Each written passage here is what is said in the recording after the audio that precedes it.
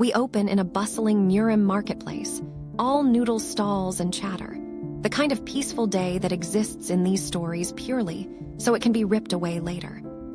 Somebody is enjoying a hot meal. Remember this bowl of soup. It may be the last nice thing that happens for quite a while. A man in clean robes moves through the crowd, calm and important looking, with absolutely no idea what is coming, which honestly makes two of us. And then the floor drops out from under the whole scene. We cut to somewhere with a lot less sunlight. Specifically, total darkness. Our protagonist wakes up in a pitch-black space without a single ray of light, and his first coherent thought is the very reasonable, where on earth is this place? He tries to move and finds he cannot muster any strength. Not a great start to the day, or the week, or however long it has been. Without warning, he takes stock of his surroundings. There is not much to take stock of. Just darkness and the slow dawning horror of the situation. He starts piecing it together. Someone put him here. He does not know the man's name or face, and as far as he remembers, he never earned a single grudge in his life. So this is not revenge. Whoever did this wants something. Not his death, apparently, but some other goal he cannot even begin to guess. Time stops meaning anything. He cannot tell if he blacked out or if he has been awake this whole time. The dark does not keep a clock. Then his body chimes in with its one demand. He is hungry. And he does the grim math. At this rate, it is a race between starvation and insanity, and both are winning. But something shifts. He can move his hand again. His breathing comes easier. The body, stubborn thing that it is adapting. He reads the room with the senses he has left. A damp smell, cold ground. He is underground, buried somewhere with no exit in sight. Wherever this is, it was built to hold someone, and right now that someone is him. So he makes a decision. I can do it, he tells himself, which is exactly what everyone says right before attempting something extremely difficult. I have to survive. 3 words repeated like a heartbeat. His body screams at him. He keeps going anyway. Inch by painful inch. Every movement costs him, and he pays the price without complaint. This, it turns out, is the entire personality of our hero. He does not quit. And then, out of the black, a voice. Who is there? It is not quite a taunt. It sounds almost curious. Give up, the voice suggests, the way you would tell a hopeless man to simply stop. But giving up is not in this kid's vocabulary. He answers the only way he knows how. And the voice takes note, intrigued despite itself. Something about this stubborn, starving boy has caught its full attention. And so, in the dark, a bond begins that is equal parts mentorship and outright torture. The captor watches. Then the boy endures.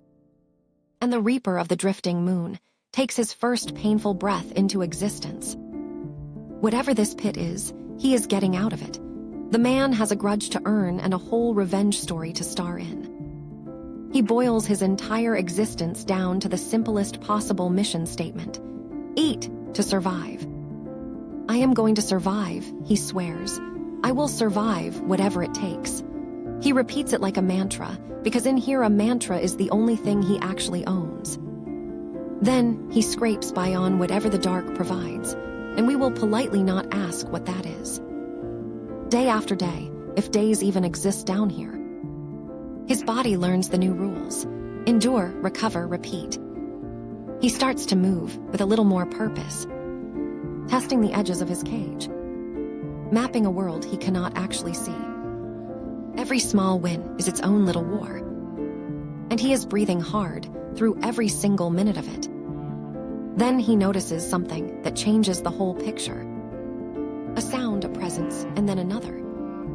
So it is not just one person. He is not the prisoner of a man, he is the project of a group. That stone cell and its single torch suddenly feel a lot more deliberate.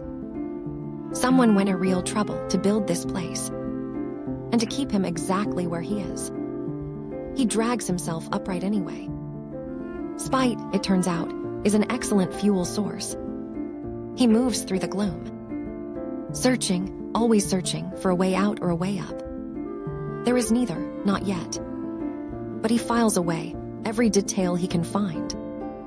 They keep imprisoning him in this narrow, lightless space, and he lets them think it is working. Meanwhile, quietly, he is getting stronger. One breath at a time.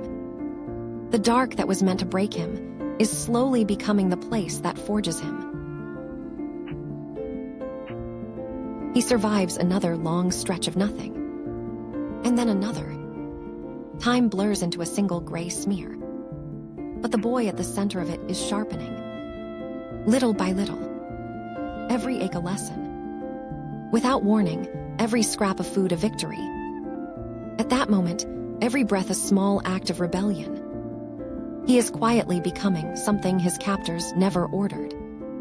Something with a spine and a very long memory.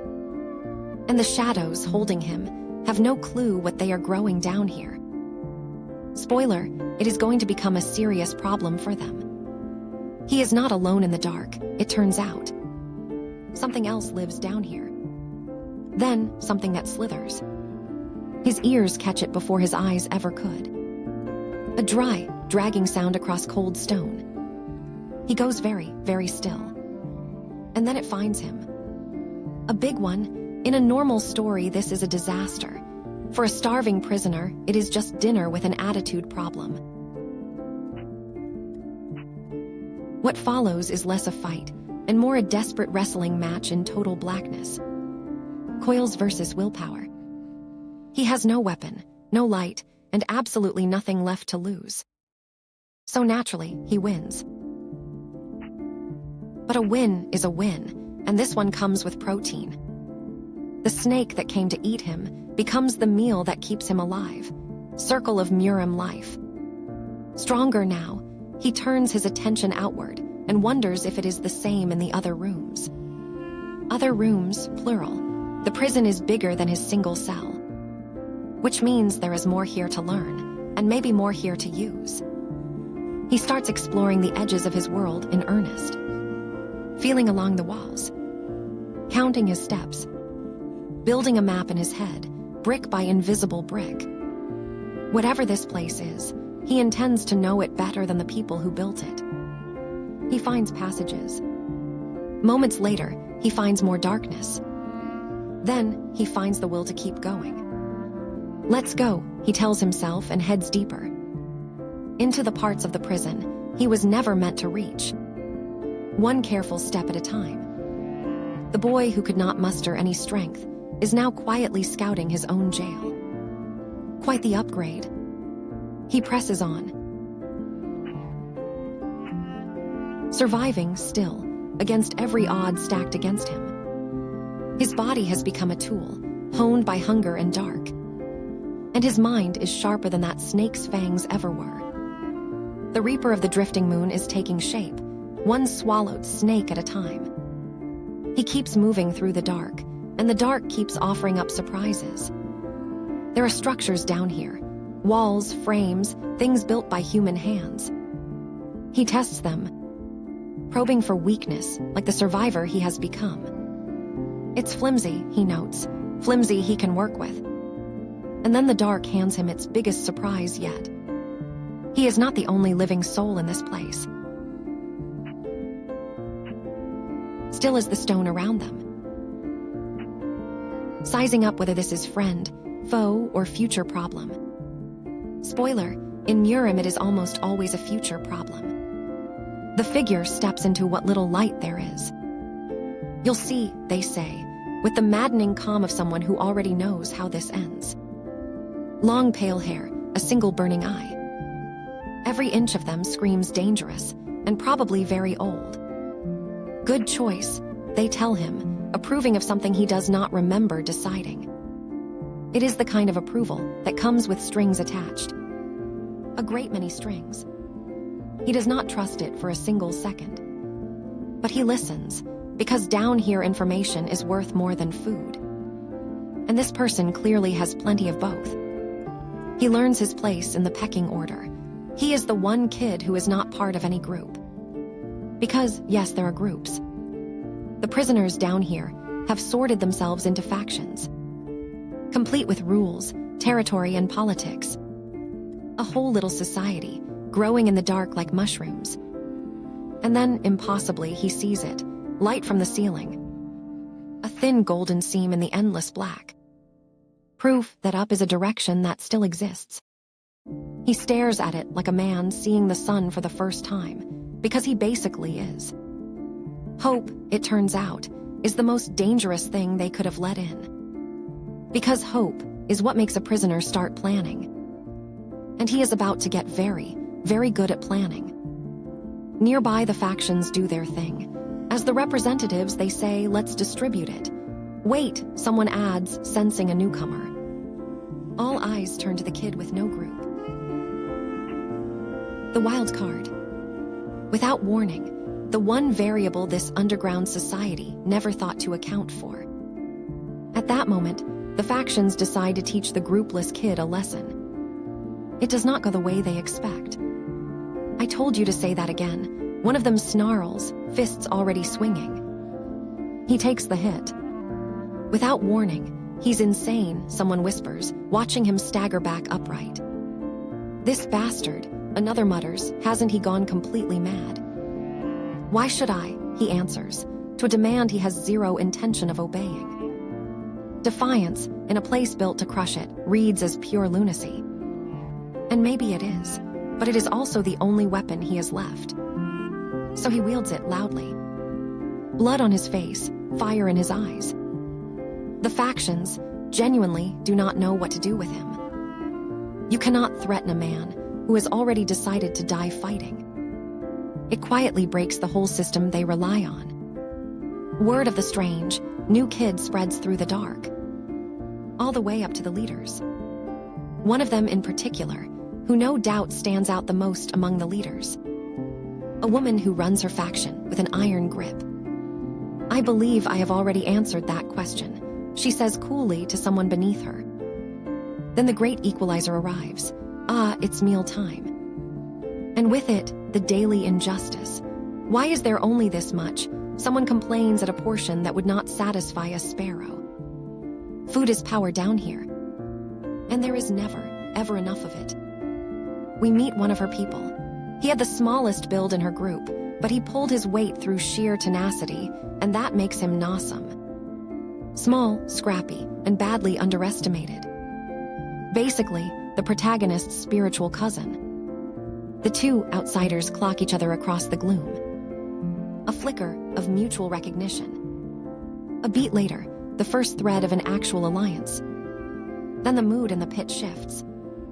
Someone takes a head count of the powers. One of So Yo Wol's, then one of Yom Iljung's, one of Go Yongson's. 3 big names, 3 big factions, all crammed into the same hole in the ground. The politics down here are deadlier than the snakes. And our boy just strolled into the middle of all of it. They're here, someone announces, tense. I'm certain, another confirms. Something is coming, something the leaders have been bracing for. The whole prison holds its breath. And the kid with no group is standing right in the path of whatever it is. Of course he is. Then chaos detonates. A fight in the pitch dark, which is exactly as messy as it sounds. Where are you? Someone roars, swinging blind. The protagonist does not answer. He has learned that talking only tells the enemy where your throat is.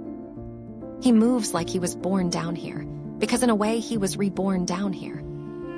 A spiky-haired brute charges through the black. Cug, someone grunts, catching a blow they never saw coming. Steel finds skin. The pit becomes a meat grinder. And our boy is right in the thick of it. Die, an attacker snarls, lunging. He slips the strike with the ease of a kid who spent months learning to see without his eyes. His senses, sharpened by endless darkness, are his real superpower. He reads the air, the sound, the heat of a body before it lands. And he answers violence with violence. Faster, smarter, meaner. The brute who came to kill him learns a hard lesson about underestimating the groupless kid. It ends the way these things always end. He stands over the aftermath, breathing hard. Another fight survived, another notch on a very grim belt. The watching prisoners reassess him all over again. A beat later, the insane kid is also, apparently, a frighteningly good fighter. Word travels fast in a small dark place. The factions take note. A groupless wildcard who can actually fight is a resource, or a threat, depending on who you ask. And in this pit, those two things are basically the same. He wipes the blood off and keeps moving. There is no time to celebrate survival when survival is a full-time job. The dark presses in around him again. But it feels less like a tomb now. More like a training ground he never signed up for. Every fight makes him sharper. Without warning, every enemy teaches him something new. He is becoming exactly the kind of monster this place breeds. The difference is, he plans to use it on the people who put him here. He looks toward the leaders, the factions, the master in the dark, and quietly files them all under unfinished business. The Reaper is sharpening his scythe. "Boss," a lackey calls out, and we cut to the people actually running this nightmare. They are winded, but very pleased with themselves. The dominant faction has been busy, tightening their grip on the pit, lining the other prisoners up like inventory. Because that is what the prisoners are down here. Our protagonist watches it all from the margins, reading the room with those dark-trained senses. Something strange, he notes, and in a place this wrong, strange is very much worth paying attention to. The pieces start clicking together in his head. This prison is not just a prison. It is an operation. A machine built with a purpose. And the prisoners are the raw material. He keeps digging. Somewhere, someone breaks. "I beg of you," they plead, to captors who do not know the word mercy. It does not work. It never works. He logs the cruelty and moves on. Anger is a luxury he cannot afford yet. Information first, revenge later. He inches closer to the truth of what they are doing down here, to the real reason this pit exists. And what he finds is uglier than he imagined. They are not just keeping prisoners. At that moment, they are harvesting them, the tools that they want, carved out of people treated as disposable. "No one would dare go against us now," another brags, "the way villains always do right before someone does exactly that." They feel untouchable. A beat later, they feel like kings of a tiny, rotten kingdom. Without warning, they have no idea the kingdom already has a Reaper living in it. Down in the dark, the kid keeps training. "Yes, boss, of course," a flunky grovels somewhere above him.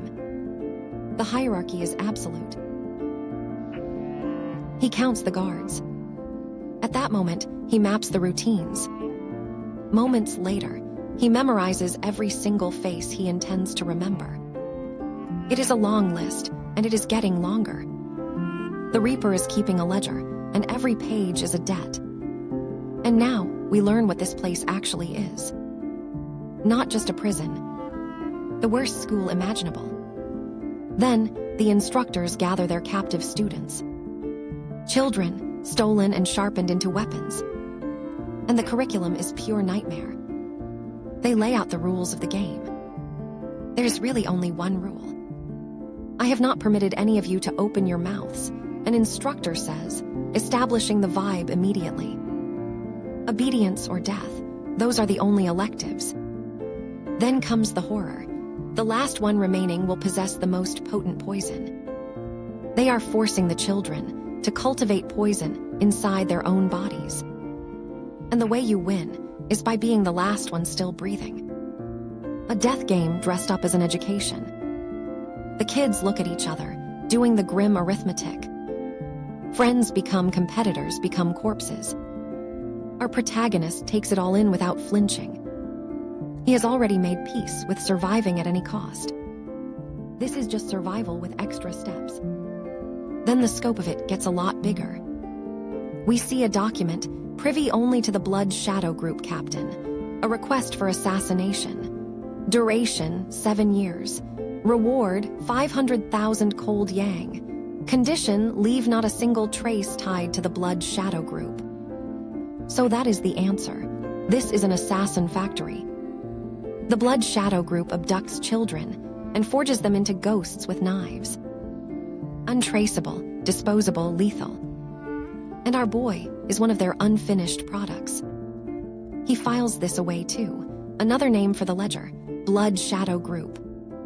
The training continues, brutal and constant. An instructor singles someone out. "Well, I just felt like it," he says, after some casual cruelty. Villainy with no excuse is the purest kind. The children endure. Because the alternative is the poison, or the blade, or the dark. But our protagonist is doing something the instructors do not expect. He is paying very close attention. Then he clocks how everyone else treats the lessons. Both the children and the instructors consider it nothing but a stepping stone to feel chi. None of them have perfectly comprehended the technique, splitting thunder. Since it is not humanly possible to physically split thunder, everyone treats the name as an empty metaphor. But he reads it deeper. If I learn the thunder-splitting technique with this interpretation in mind, he reasons, I will gain something different from what I have gained until now. And the crucial part, even if I learn martial arts faster than the others, I must never show it. There it is. The protagonist is a prodigy and a patient one. You dodged that, an instructor laughs, when the boy slips a strike he should not have been able to slip. He plays it off, nothing to see here. Inside, he is a coiled spring learning faster than anyone in the room. He fails on purpose. At that moment, he hides every spark of brilliance. A genius wearing the mask of a struggling nobody. It is the smartest possible play. Show your talent here and they sharpen it, then aim it wherever they like. Hide it and it stays yours alone. So he hides. Day after day. Lesson after lesson. Soaking up everything they teach while pretending to drown.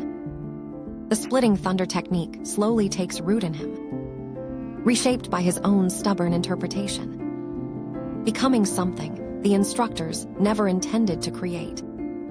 A weapon that does not know it answers to them.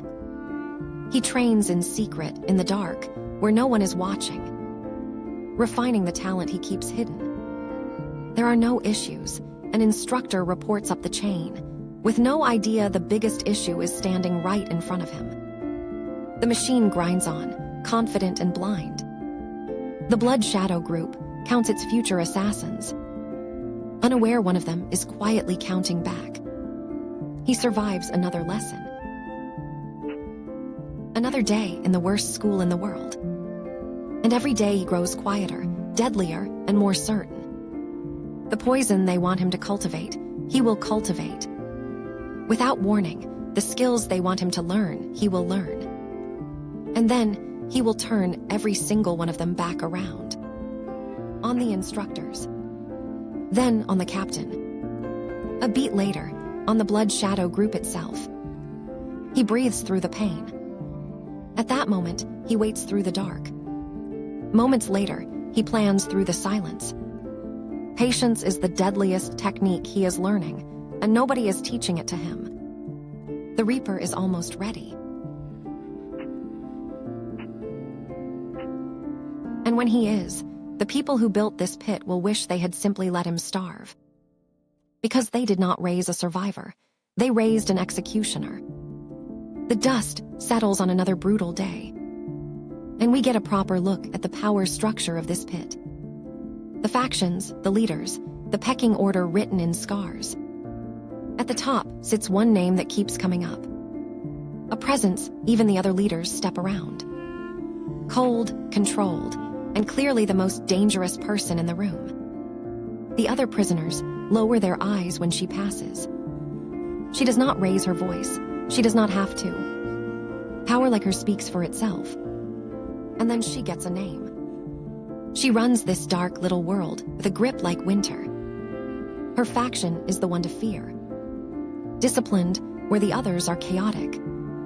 loyal where the others are just scrambling. If there is a queen of this pit, it is her. Our protagonist watches her too, of course, filing her under the most important entry in his ledger. Not an enemy yet, not an ally either. Just the single most useful person to understand. Then the instructors return with a brand new horror. Because of course they do. It is the only setting this place has. They gather the trainees. 27 of them, plus 3 who stand slightly apart. The 3 who actually learned the martial art they were taught. Splitting thunder, mastered and stupidly, visibly. And here is where hiding his talent saves the protagonist's life. Because the instructors deliver the order. The cruelest one yet. And the other 27 of you must assassinate the 3 that have learned this martial art. Are they telling us to kill each other again? Someone spits. Those goddamn monsters. The reward for excellence here is a target painted on your back. At that moment, the 3 prodigies suddenly understand they made a fatal mistake. They showed off, and in the Blood Shadow group, showing off is a death sentence. The 27 turn on them. Not out of malice mostly, out of survival. Kill, or be the next name on the list. The pit erupts into yet another massacre. And our protagonist, the secret genius who never showed a thing, simply is not a target. He hid his mastery, and the math rewards him for it. A beat later, he is just another one of the 27. Without warning, he moves through the chaos like he belongs to it. Doing the bare minimum to survive, and not a scrap more. Letting the bloodbath thin the herd around him. The 3 gifted children fight like cornered animals. They are good, they learned the technique after all. But 3 against 27 is not a fight, it is an erasure. One by one, the prodigies fall. Punished for the crime of being talented in front of the wrong people. The protagonist takes the lesson and carves it even deeper. Never show them what you really are. Not until it is far too late for them to stop you. The culling ends. Moments later, the numbers shrink again. Then, the survivors stand panting among the dead, more weapon than child now. This is how the Blood Shadow group forges an assassin.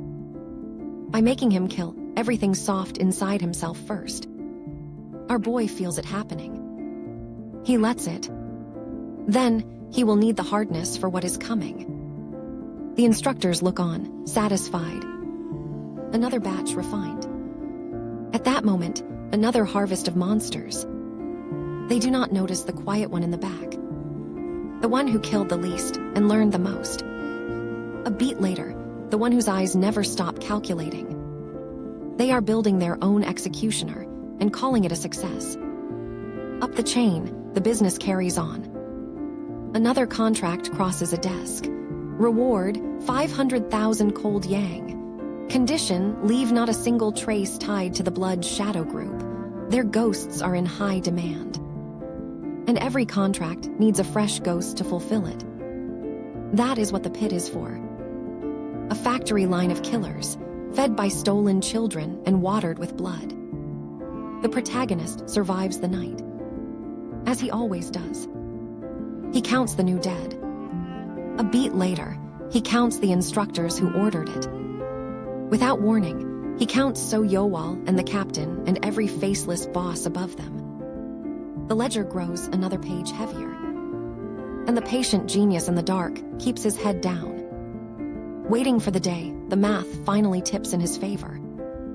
It is coming. He can feel it sharpening like a blade against stone. The pit has a leash. It turns out, and now we learn exactly how it works. Every trainee carries something they never consented to. Deep in the body, dormant and patient. The instructors explain it with chilling calm. Whoever holds the true secret holds their lives in the palm of his hand. That is the leash. Agree, they are told, as if there were ever a choice. And the nature of the leash is revealed. Not the cultivated kind from the death game. A curse poison, seated inside every single one of them. Obey and you live. Defy, and the poison does the rest. That damn coward, someone mutters, realizing escape was never on the table. This is how you control an army of killers. You make their own blood the warden. Og, someone cries, as the poison flexes its grip in a little demonstration. The message lands hard. No one leaves this place alive without permission. And our protagonist has already latched onto that unless. It has not been kindness. It is never kindness here. Without warning, it has been a test stretched across months. And now the master delivers the final piece. He breathes out the last of what he knows. The theory, the method, the forbidden parts.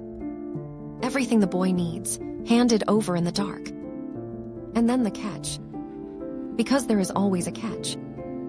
The master does not remove the curse poison for him. That would be too easy. A beat later, that would not make a reaper. Instead, he sets the cruelest, most generous challenge of all. He leans in close and speaks the words that change everything. The boy goes very still, listening with his whole body. This is the moment the entire story has been sharpening toward. The master finishes and steps back, leaving the kid alone with an impossible task and just enough knowledge to maybe survive it. The instruction is brutal in its simplicity. Og, the boy grits, already feeling the weight of it. If any of you do anything like this again, an instructor warns elsewhere, oblivious to what is brewing. But the seed is planted. The forbidden knowledge is his now. And the master delivers his final lesson, like a door swinging open. His own time, it seems, is running out. The old teacher is dying, or leaving, or both. And he has chosen this one stubborn boy to carry whatever he once was. A successor, forged in the worst place on earth. Pyo Wol, someone calls in the distance, the queen's name cutting through the gloom. The factions move, the politics churn. But the protagonist barely hears them now. Because he has a mission that is entirely his own. The master gives him the unvarnished truth. No hand-holding, no safety net. Just the knowledge, the curse, and the dark. He says it plainly. The boy will have to do the impossible alone. He always does. The master's lesson reaches its merciless conclusion. And here it is. The line that defines our reaper. Since I have told you everything, the master begins. The boy braces, knowing what is coming. And it comes. Cold and final. The kind of love that only exists in places like this. Since I have told you everything, figure out how to remove the curse poison on your own. And that is it, no more help. The training wheels, such as they were, are gone. Moments later, the boy is left with a death sentence in his veins and a riddle to unlock it. It would crush almost anyone. But this is not almost anyone. What, someone exclaims elsewhere, sensing the shift in the air. The protagonist closes his eyes and begins the impossible work of saving his own life, one forbidden idea at a time. A beat later, and so the boy gets to work on the impossible. Removing a curse poison with nothing but theory and stubbornness. The master watches from the shadows, saying nothing. This is his final gift and his final test, rolled into one. The boy turns inward, mapping the poison the way he once mapped the dark. Feeling for its edges, its rhythm, its weakness. Everything has a weakness. He has built his whole life on that one fact. He pushes his chi against the curse. Really, a part of him marvels as the first crack appears. It is actually working. The forbidden knowledge holds. The splitting thunder interpretation, his own private heresy, becomes the key. He works in silence, sweat freezing on his skin. Hour after grinding hour. Battling his own blood for ownership of his own body. It is slow. At that moment, it is agony. If you don't, the poison seems to whisper, you die. So he does not stop. He never stops. Inch by inch, he pries the leash loose, reclaiming himself from the people who thought they owned him. Meanwhile, the machine around him keeps turning. The Blood Shadow Group runs its operation with cold efficiency. Assassins come and go like shadows. Ranked, masked, and absolutely lethal. We get our first proper look at the hierarchy of killers. Masked faces, numbered blades. This is the apex the whole pit is feeding toward. Become good enough, survive long enough, and you graduate into a ghost with a rank. One of them moves through the halls. Silent, faceless, terrifyingly competent. The kind of operative the protagonist will one day have to face. He clocks them all, filing every mask into his endless ledger. The hierarchy, the ranks, the chain of command. All of it useful, all of it ammunition. Back in the dark, his work nears its impossible finish. The curse poison loosens its final grip. He has done what the master swore could not be taught. At that moment, he has freed himself. Then he opens his eyes. And for the first time, the leash is gone. He could run, he could fight, he could burn it all down right now. But he does not. Because the patient genius knows the most dangerous moment is the one right after you win. So he keeps wearing the mask of the obedient nobody. Free and pretending to still be caged. The single most dangerous person in the pit, hiding in plain sight. At that moment, the master gives a small, knowing nod. His successor has surpassed the test. Then, his work here is finally done. You've done all that is needed, he tells the boy, the closest thing to praise this place ever allows. Of course, the boy answers, because false modesty is for people with time to waste. And then the dynamics shift again. The factions, the instructors, the ranked assassins above them all. Every piece moving on its own agenda. And our protagonist, now secretly free, moving between them like a ghost. Ah, someone groans elsewhere, another casualty of the endless game.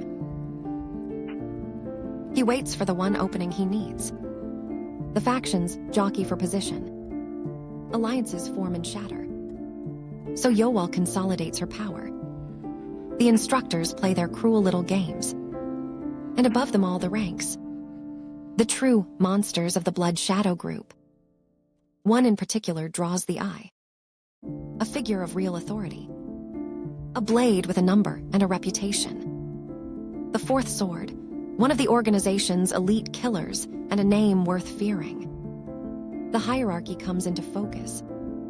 And the protagonist places himself, mentally, at the very bottom of it. Because bottoms, in stories like this, have a nasty habit of becoming tops. Especially when the kid at the bottom just quietly slipped his own leash. And then, finally, the plan. Because a free man with a ledger of debts does not stay underground forever. We memorize the way there to the point that we are sick of it, someone says. Months of secret prep, distilled into one route. Every turn, every guard, every blind spot. Mapped in the dark by a kid who learned to see without light. This is the escape. And he is not doing it alone. Sial ran, a name surfaces, an ally forged in the same fire. The outsiders have found each other. Then, the ones with nothing to lose and everything to avenge. You're taking, someone starts, sensing the betrayal far too late. And the captors reach for their favorite weapon, manipulation. You must have forgotten who brought you in when you were just a child begging on the streets, one sneers. As if kidnapping a starving kid was somehow a kindness. Moments later, as if the debt runs the other way. How pitiful, the protagonist thinks, watching them cling to the lie. Master, someone calls, the old loyalty's cracking. But it is far too late for loyalty. The plan is already in motion. Moments later, the pieces are already moving. And the pit's perfect little system is about to meet its first real failure. Fast, coordinated, merciless. Are you talking about that plan? Someone realizes, the horror finally dawning. How much time has passed? A trainee whispers, disoriented. Is it still morning? Down here, no one ever really knows. But the time, whatever it is, has come. The dark erupts into motion. Bodies moving, blades flashing. The protagonist leads from the shadows, exactly where he belongs. Everything he hid is finally being spent. The splitting thunder, the dark sight, the endless patience. All of it unleashed at once. The instructors do not even understand what is happening. Moments later, the nobody is suddenly everywhere, cutting down the very people who made him. One by one, the hunters become the hunted. And it is glorious. The escape barrels forward, toward the light he saw so long ago. But the Blood Shadow Group does not lose quietly. Alarms, reinforcements, the full weight of the organization. They will not let their investments simply walk away. Pursue, the order goes out. Run them down. Bring back the bodies, if not the breath. Next, a captor snarls, moving to the next choke point. The chase tightens. Corridor by corridor. Kill by kill. Last one, someone counts, as the escapees thin under the pressure. It is brutal. Not everyone is going to make it. That was always the math. The protagonist knows it. So does Sial ran. So does every soul running beside them. They run anyway. Because a slim chance at freedom is worth more than a guaranteed grave. Behind them, the kill order spreads. Cold and absolute. The Blood Shadow Group would rather erase its failures than explain them. A captain gives the command. Do not let one live, not even a single one. And the pursuit becomes a slaughter. Hunters pouring out of the dark, closing in from every side. The escapees are fast, but the organization is endless. Blades meet flesh. The corridor runs red. And the protagonist is in the thick of it, doing what he was unfortunately very well trained to do. Killing when he has no other choice. Every step toward the light paid for in blood. It is everything this place built him for, finally turned against it. He pushes on, breathing hard. The exit is close now. He can almost taste the open air. And the Blood Shadow Group is about to learn the cost of raising a reaper. The hard way. There a hunter shouts, he's over there, kill him. The pursuit closes in. Pyo Wol, our protagonist, does not slow down. He carves through the chaos toward the surface. Breathing hard, every muscle screaming. The exit is right there. A beat later, the light he has chased for what feels like a lifetime. He fights for every single step. Bodies fall around him. Some are enemies, some are friends. That is the cruel arithmetic of a breakout. He cannot save everyone. Without warning, he never could. But he can keep moving, and so he does. The Blood Shadow Group throws everything it has at the runners. And still they push forward. Toward freedom or death, whichever arrives first. And then, finally, daylight. He breaks the surface gasping. The open sky of violence of brightness after years in the black. Moments later, he made it out. The boy who could not muster any strength has clawed his way back into the world. But the world he returns to is not a clean slate. No, he thinks, taking it all in. It never is. Behind him, the price of the escape gets counted in bodies. And meanwhile, we learn what set all of this in motion. The truth is, as the story puts it, both wronged and gruesome. It's because of Wu Gunsang, someone explains. What another reacts. Someone requested the Blood Shadow Group to kill Wu Gunsang of the Ching Chung sect. A single contract with a very long shadow. That is the murim Pyo Wol is stepping into. A world of sex, contracts, and very old grudges. Pyo Wol, the name settles onto him at last. the reaper of the drifting moon, no longer a nameless prisoner. He carries the pit out with him. In his skills, his scars, and his ledger. The Blood Shadow group will come for him, he knows. You do not let an asset like that simply walk free. He braces for the hunt that is surely coming. And he is right too. Because the organization is already moving. Tracking, plotting, tightening the net. Their reach is long, and their patience is longer.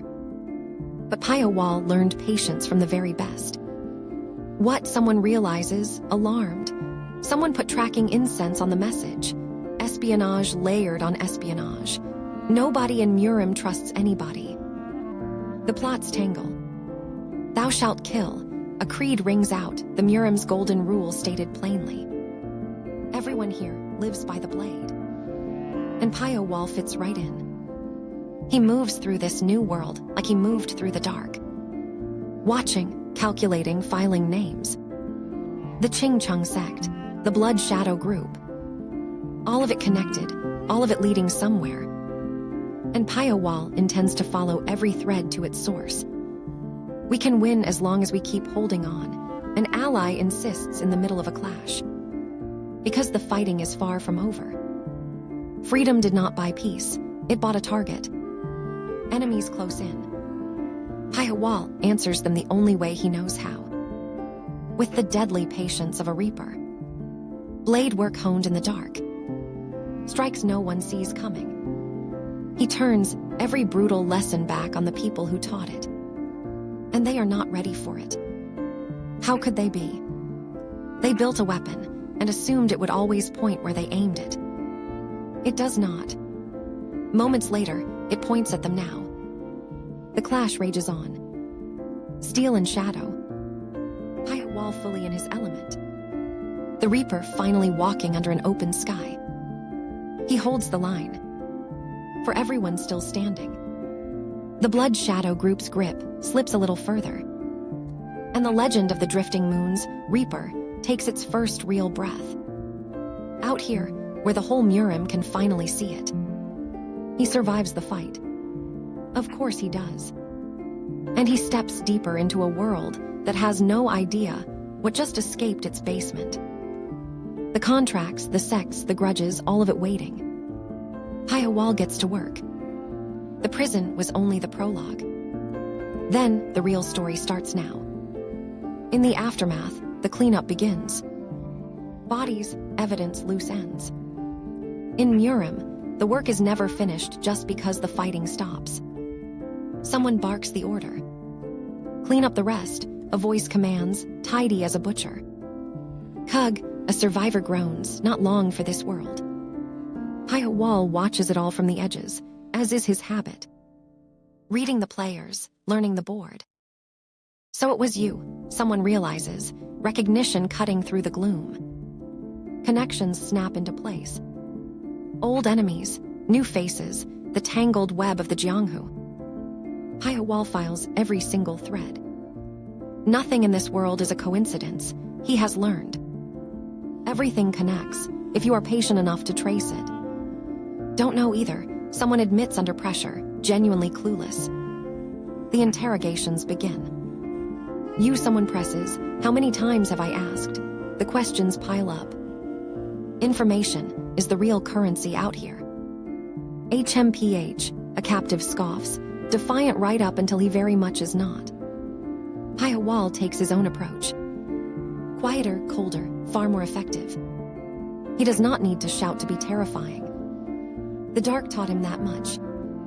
He corners someone with nowhere left to run. And gets to work. Keeping strict watch on the exit, he makes sure no one slips away.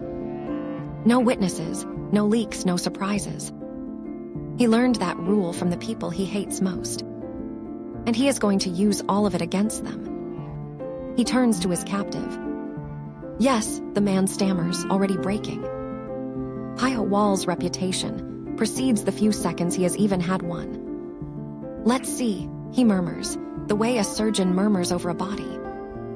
He applies just enough pressure. Never more than necessary.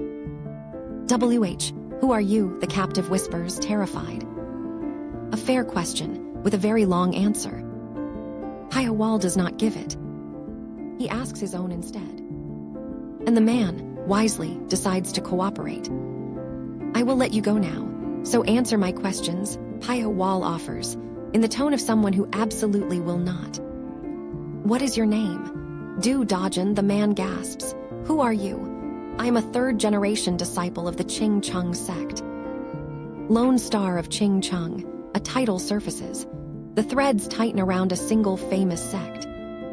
The Ching Chung sect, one of the great powers of the murim. And suddenly, very relevant to Pyo Wol's interests. Because their name keeps appearing right next to the contract that started everything. He drinks in the information. Sect structure, disciples, hierarchy. Every detail just another tool. Dajin spills what he knows, hoping it buys his life. Pyo Wol listens, expression unreadable. Calculating, always calculating. The picture grows. The Ching Chung sect is no small player. It has its heroes, its legends, its monsters. And it has Wu Gunseng, the man at the center of the contract. At that moment, the reason, somehow, for so much blood. Pyo Wol learns his place in the sect.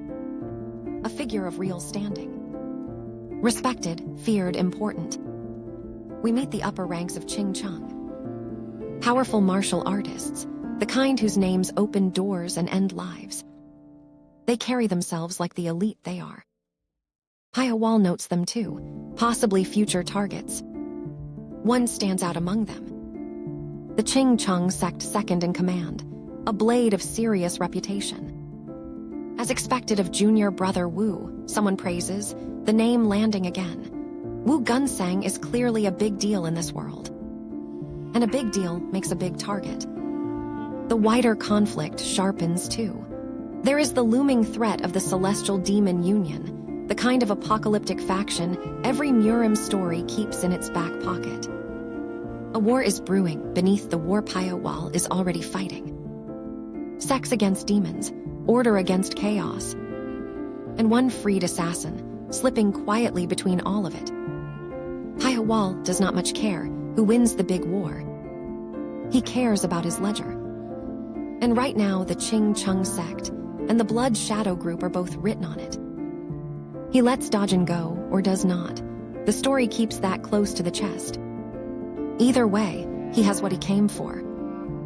Information, leverage, a direction. And the Reaper turns his patient gaze toward the next name on the list. A beat later, and now the story does something clever. It shows us the other side.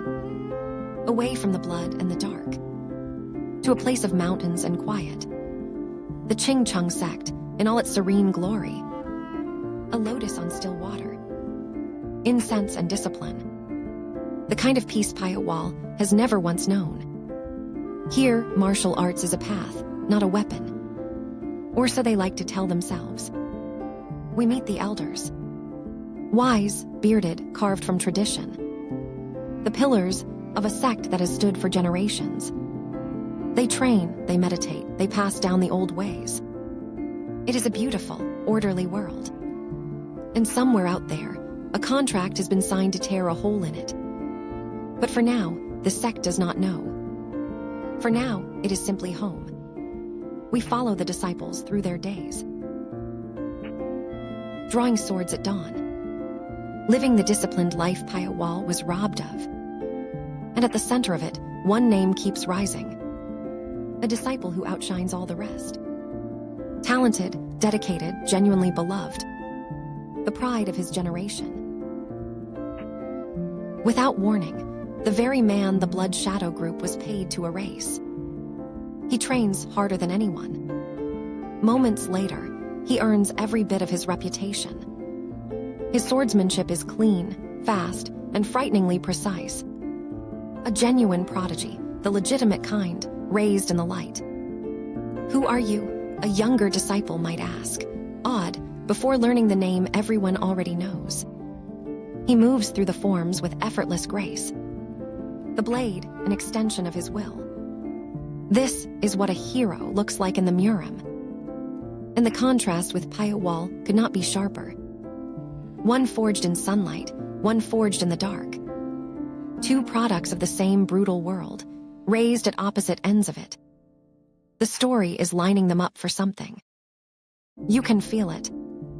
Two trains, one track. For now, though, Gunseng simply trains, unaware of the ledger with his name on it. Moments later, unaware of the Reaper crawling out of a basement to find him.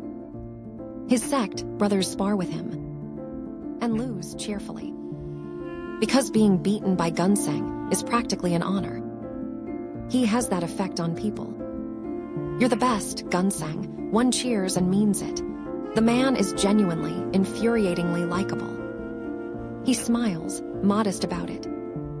A good man, by every visible measure. Which, in a murim story, is usually a death sentence. The sect carries on, golden and unaware. Moments later, the masters confident in their walls.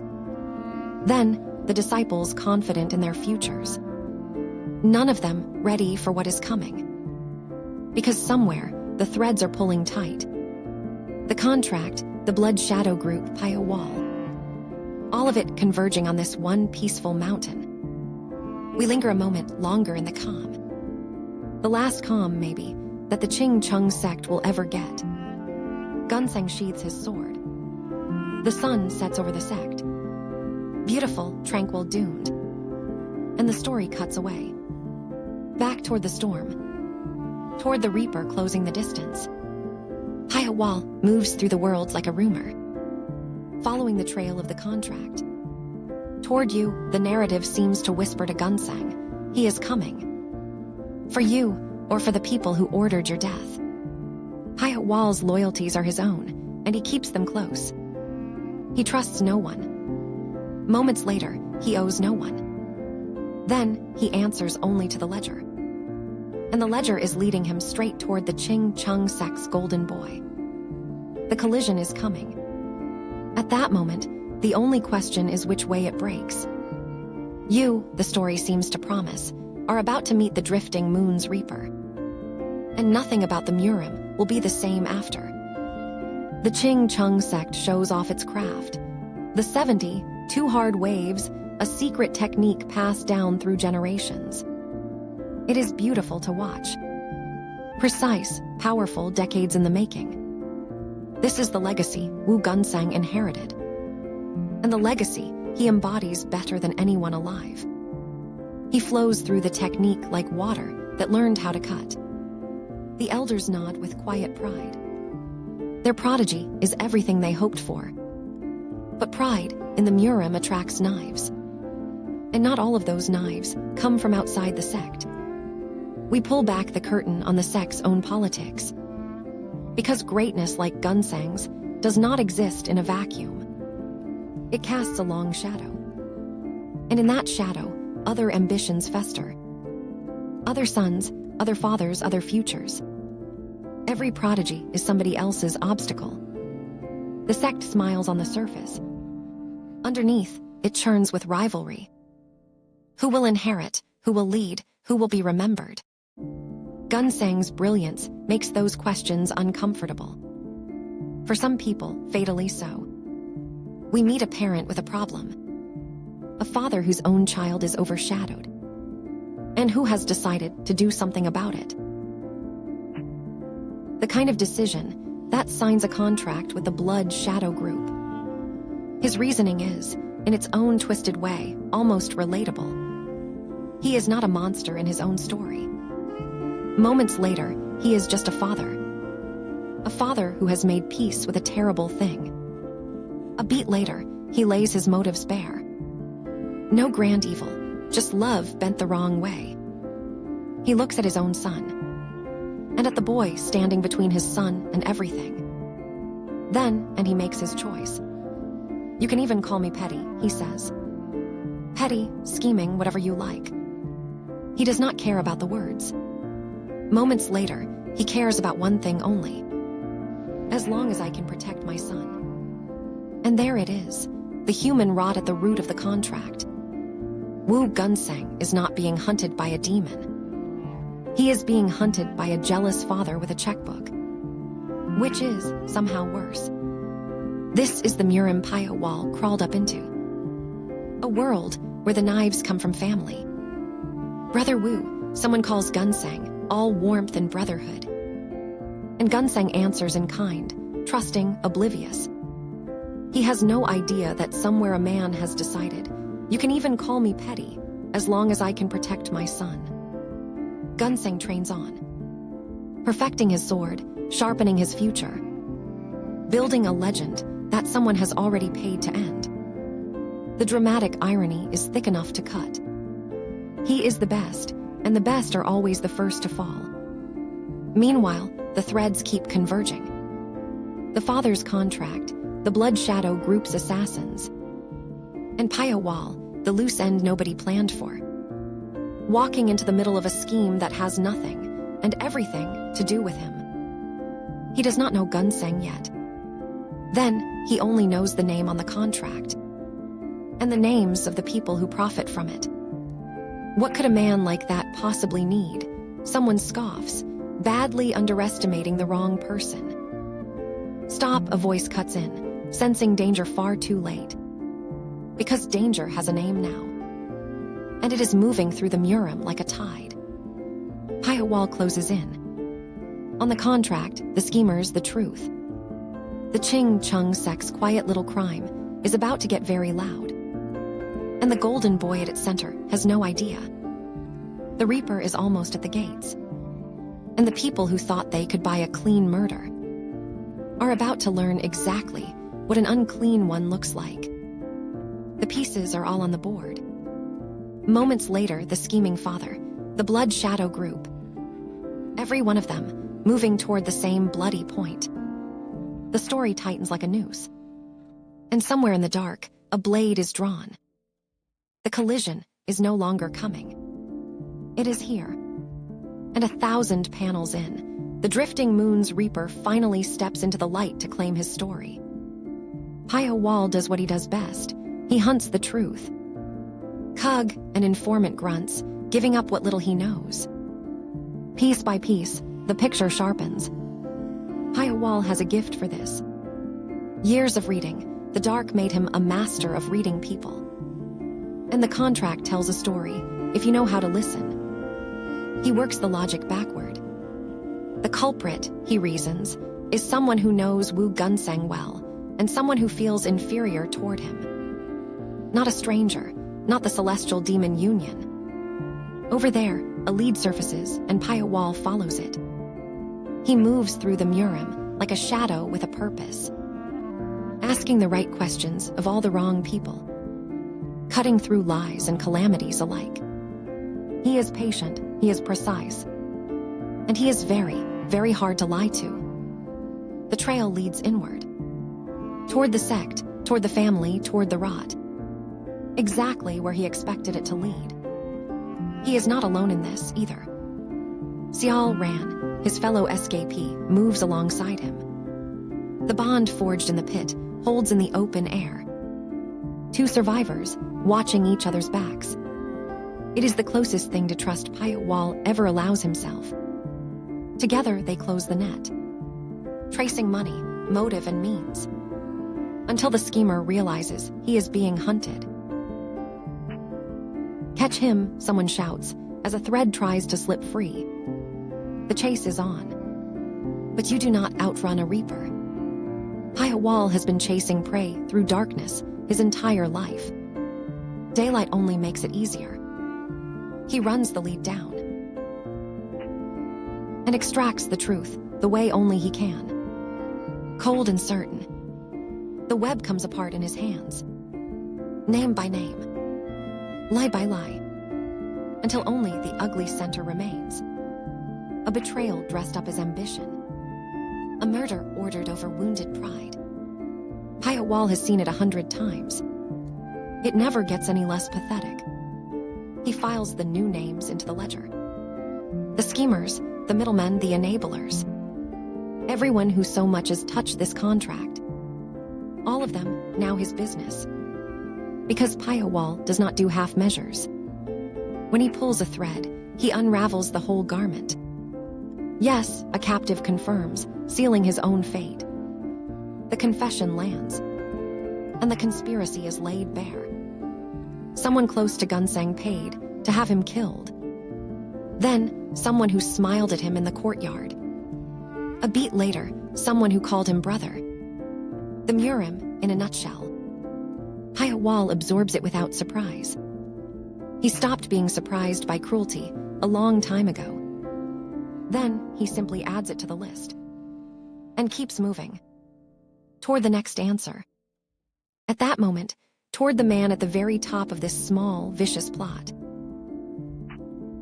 The one who signed his name to a boy's death. Pyo Wol wants to look him in the eye. Pardon, the schemer might say, when the Reaper finally comes calling. As if politeness could ever undo a contract.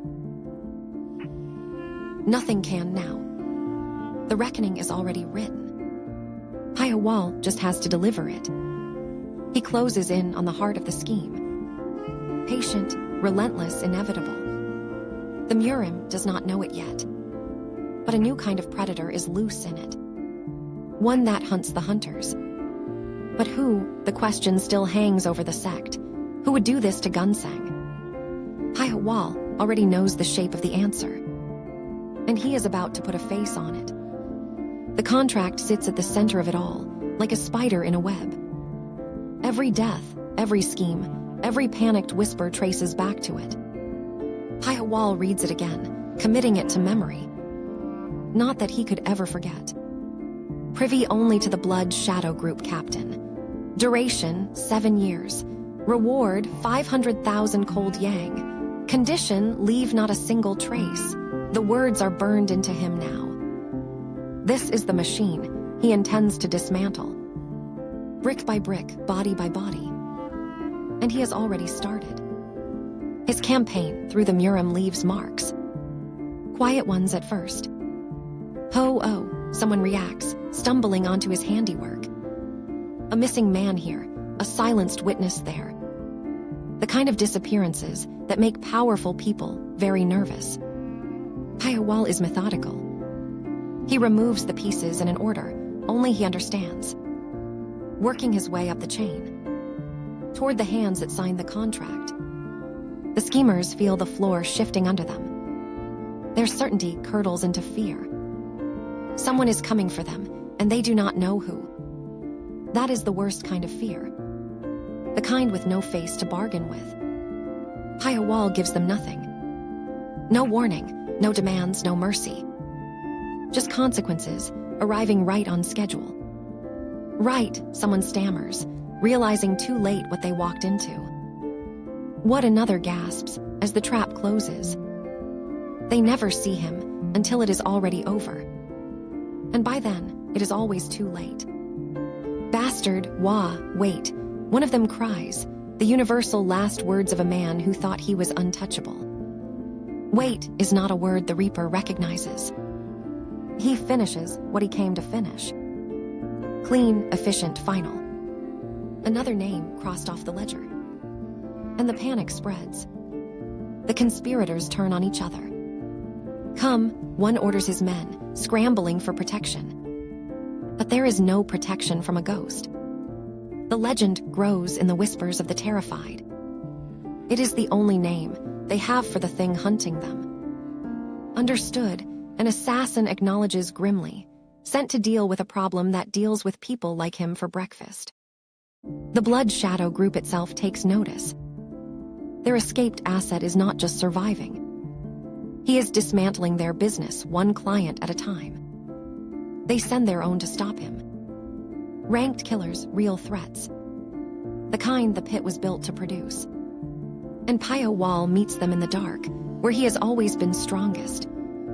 It does not go well for them. Blades flash, bodies fall. The Reaper does what Reapers do. With the 70, 2 hard waves precision he stole, and the splitting thunder insight he forged. He is a fusion of everything they trained, turned into everything they fear. And the bodies pile up. The murim starts to feel the tremors. Something is loose. And it is not finished yet.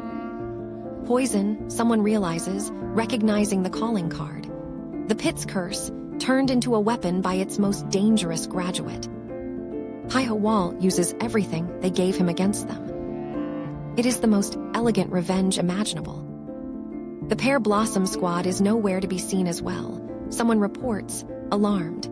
Even the Ching Chung Sek's elite unit has gone quiet. The board is being cleared. Piece by piece. By a hand no one can see. Fear settles over the murim like fog.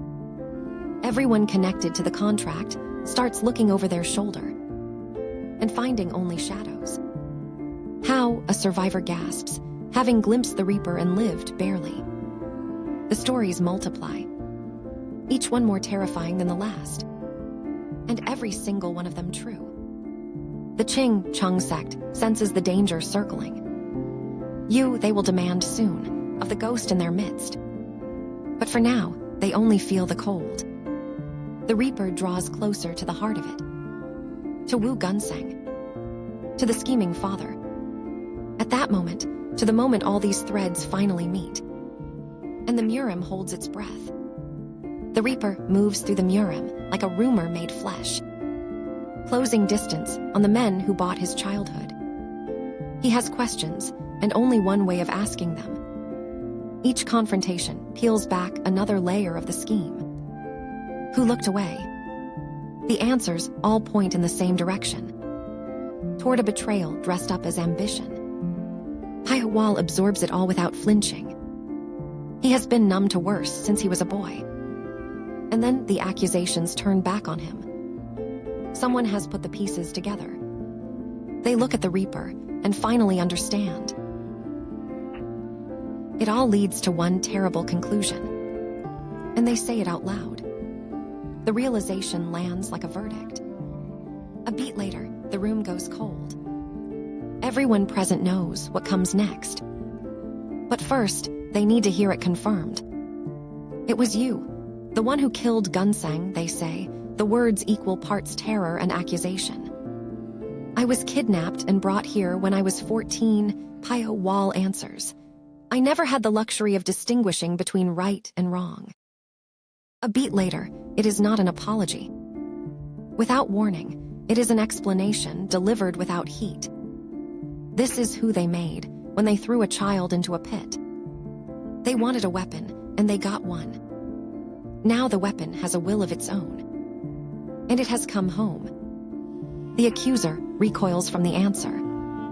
There is no arguing with a truth that plain. Pyo Wol owes them nothing, least of all remorse.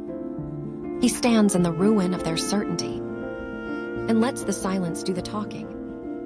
For a moment, no one moves. The Reaper has stated his case. Moments later, the rest is just consequence. And consequence is the one thing he is good at. The confrontation tips toward violence, as these things always do. But Pyo Wol is in no hurry. He has waited years for this. A few more seconds cost him nothing. A beat later, he studies the faces in front of him, reading the fear, the calculation, the desperate hope. None of it will save them. The Reaper has already decided. He decided a long time ago. In the dark, at the bottom of a pit. When the only future he could imagine was this one. And now that future has arrived. The blades come out. Then the room erupts. And Pyo Wol becomes what he was forged to be. Haya, a guard, lunges, more out of duty than hope. It ends the way it always ends.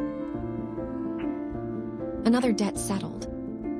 A beat later, another name struck from the list. The Reaper barely breaks stride. For him, this is not rage. It is arithmetic. Balancing a ledger written in his own blood. And the murim watches, helpless, as the man they created hunts the men who created him. It is a story as old as cruelty itself. The monster always comes back for its makers. Far off, the red sky banner stirs, another power taking notice of the carnage. The Reaper's campaign has not gone unobserved. New eyes turn toward the chaos. Some afraid, some intrigued. A killer this effective is a problem and an opportunity. Factions begin to circle, wondering whether to stop him or use him. Pyo Wol cares about neither. He has his own list, and it does not include their schemes. But the murim rarely lets a man walk his own path. Power always wants to own a sharp thing. And there is nothing sharper than the reaper of the drifting moon. So the circling continues. Quiet, patient, dangerous. While Pyo Wol presses on toward the heart of the contract, unaware or simply uncaring of the storm gathering at his back. The storm at his back has a shape now. Sects, clans, and ambitious men, all wondering what to do about the ghost in their midst. Meetings are convened in lamplit halls. Voices drop to nervous whispers. No one wants to say the Reaper's name too loudly, as if speaking it might summon him. The powerful are not used to being afraid. It makes them clumsy and cruel. They look for someone to blame, someone to act. And every gaze lands on the man in charge. The pressure has to go somewhere. And it rolls downhill, as it always does. What are you going to do about this? Dayashi go. One of them demands, dumping the whole crisis in a priest's lap. The Taoist priest has no easy answer. No one does. You cannot negotiate with a man who wants nothing. A beat later, you cannot frighten a man who has already lost everything. The Reaper is a problem with no clean solution. So they argue. And the body count keeps climbing. Pyo Wol does not attend their meetings. He is busy with more direct conversations. The kind that end with answers or end the person. He works through the murim's underbelly. Pulling threads, following money, tracing the contract. Every lead a little closer to the truth. A beat later, every truth a little uglier than the last. He has long stopped expecting anything else. The world that made him was never going to be kind. He moves through it like a man reading his own obituary. The shadows are his natural habitat. He was raised in them, after all. And he has never felt the need to leave. Out in the light, the sects keep scrambling, trying to protect their interests from a threat they cannot locate. They double their guards. Without warning, they hire their own killers. At that moment, they tell themselves it will be enough. It will not be. The Reaper has trained his whole life for exactly this. For the moment when the predators become prey. And he intends to savor every step of it. The whispers spread through the murim like rot through wood. Quiet at first, then everywhere at once. A killer is loose, and no one is safe. Old rivalries flare under the strain. Alliances crack along the fault lines of fear. The Reaper has not just killed men. He has destabilized an entire order. Akko, someone gasps, stumbling on yet another grim scene. The evidence of his work is impossible to hide. And impossible to mistake for anyone else.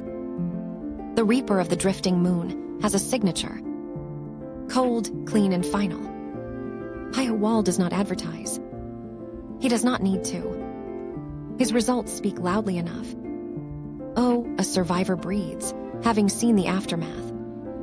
The stories will grow in the retelling. They always do.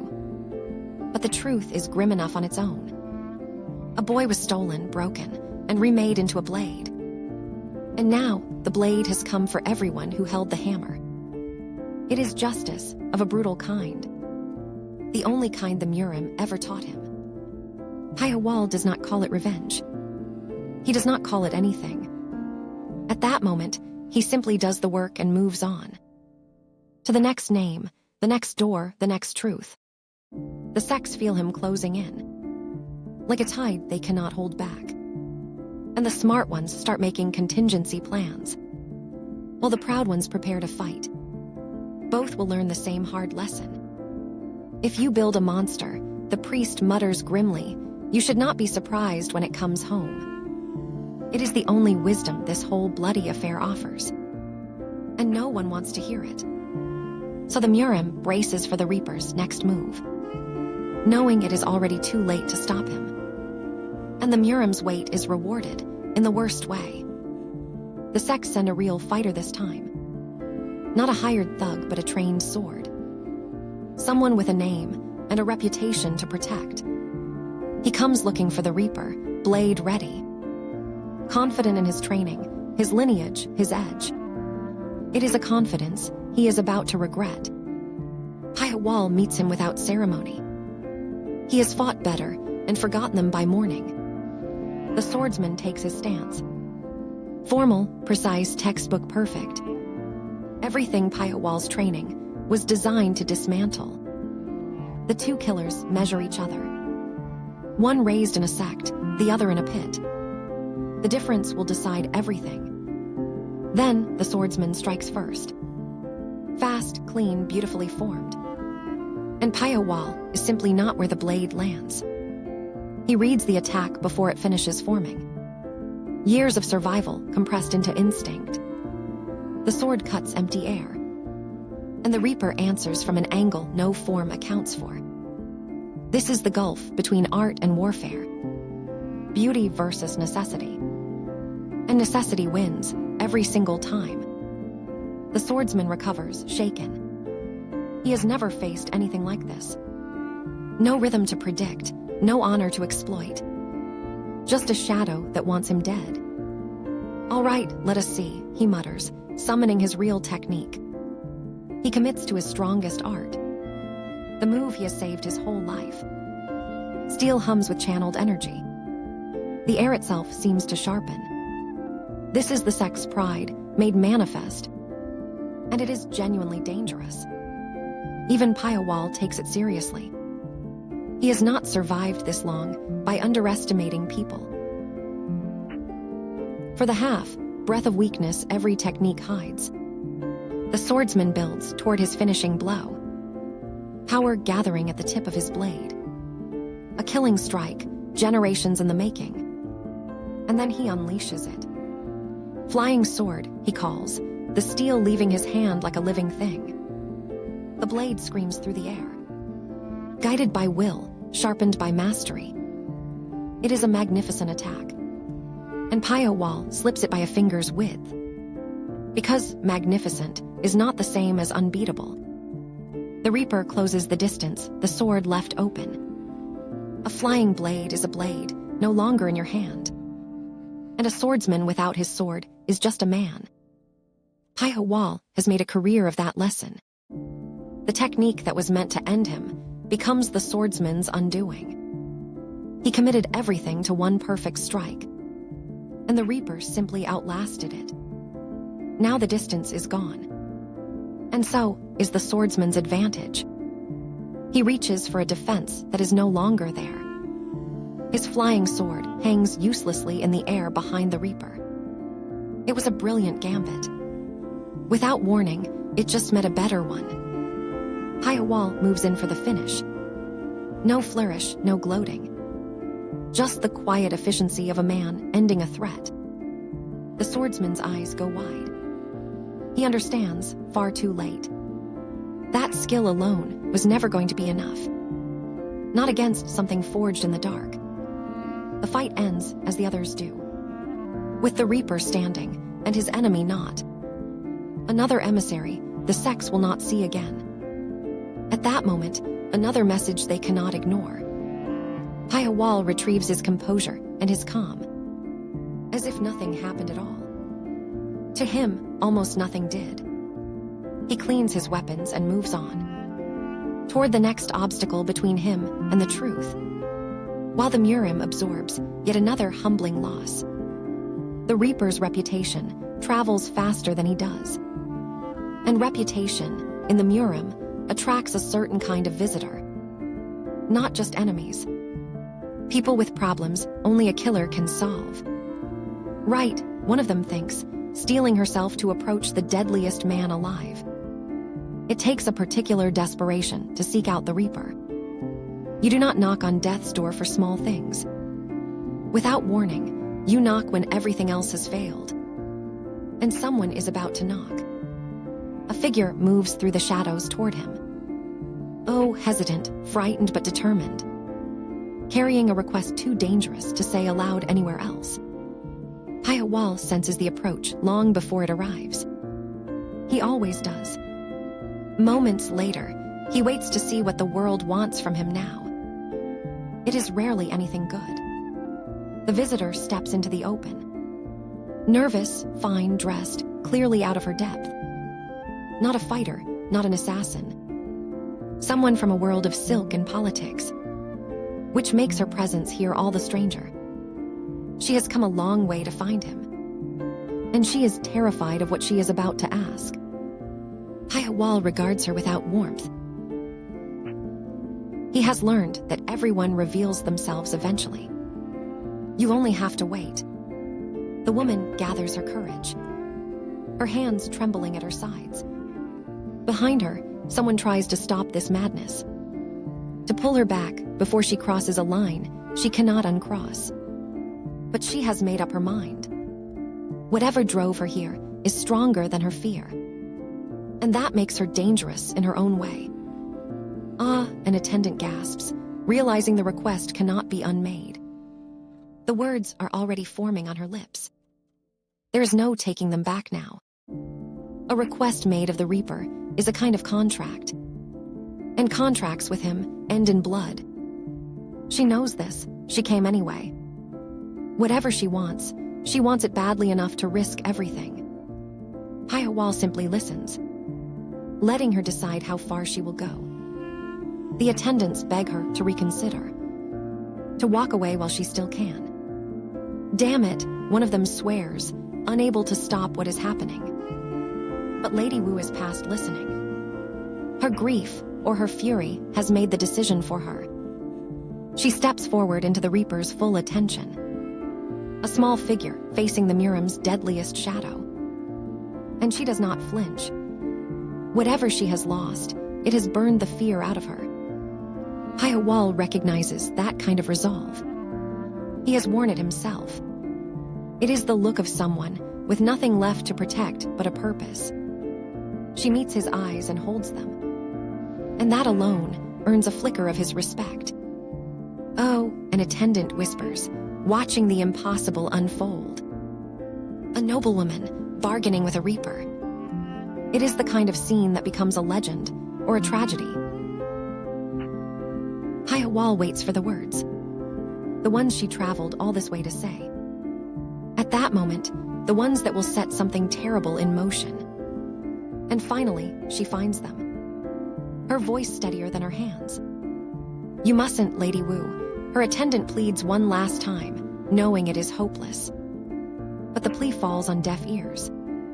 Lady Wu has chosen her path, and it runs straight through the Reaper. She draws a breath and speaks her purpose.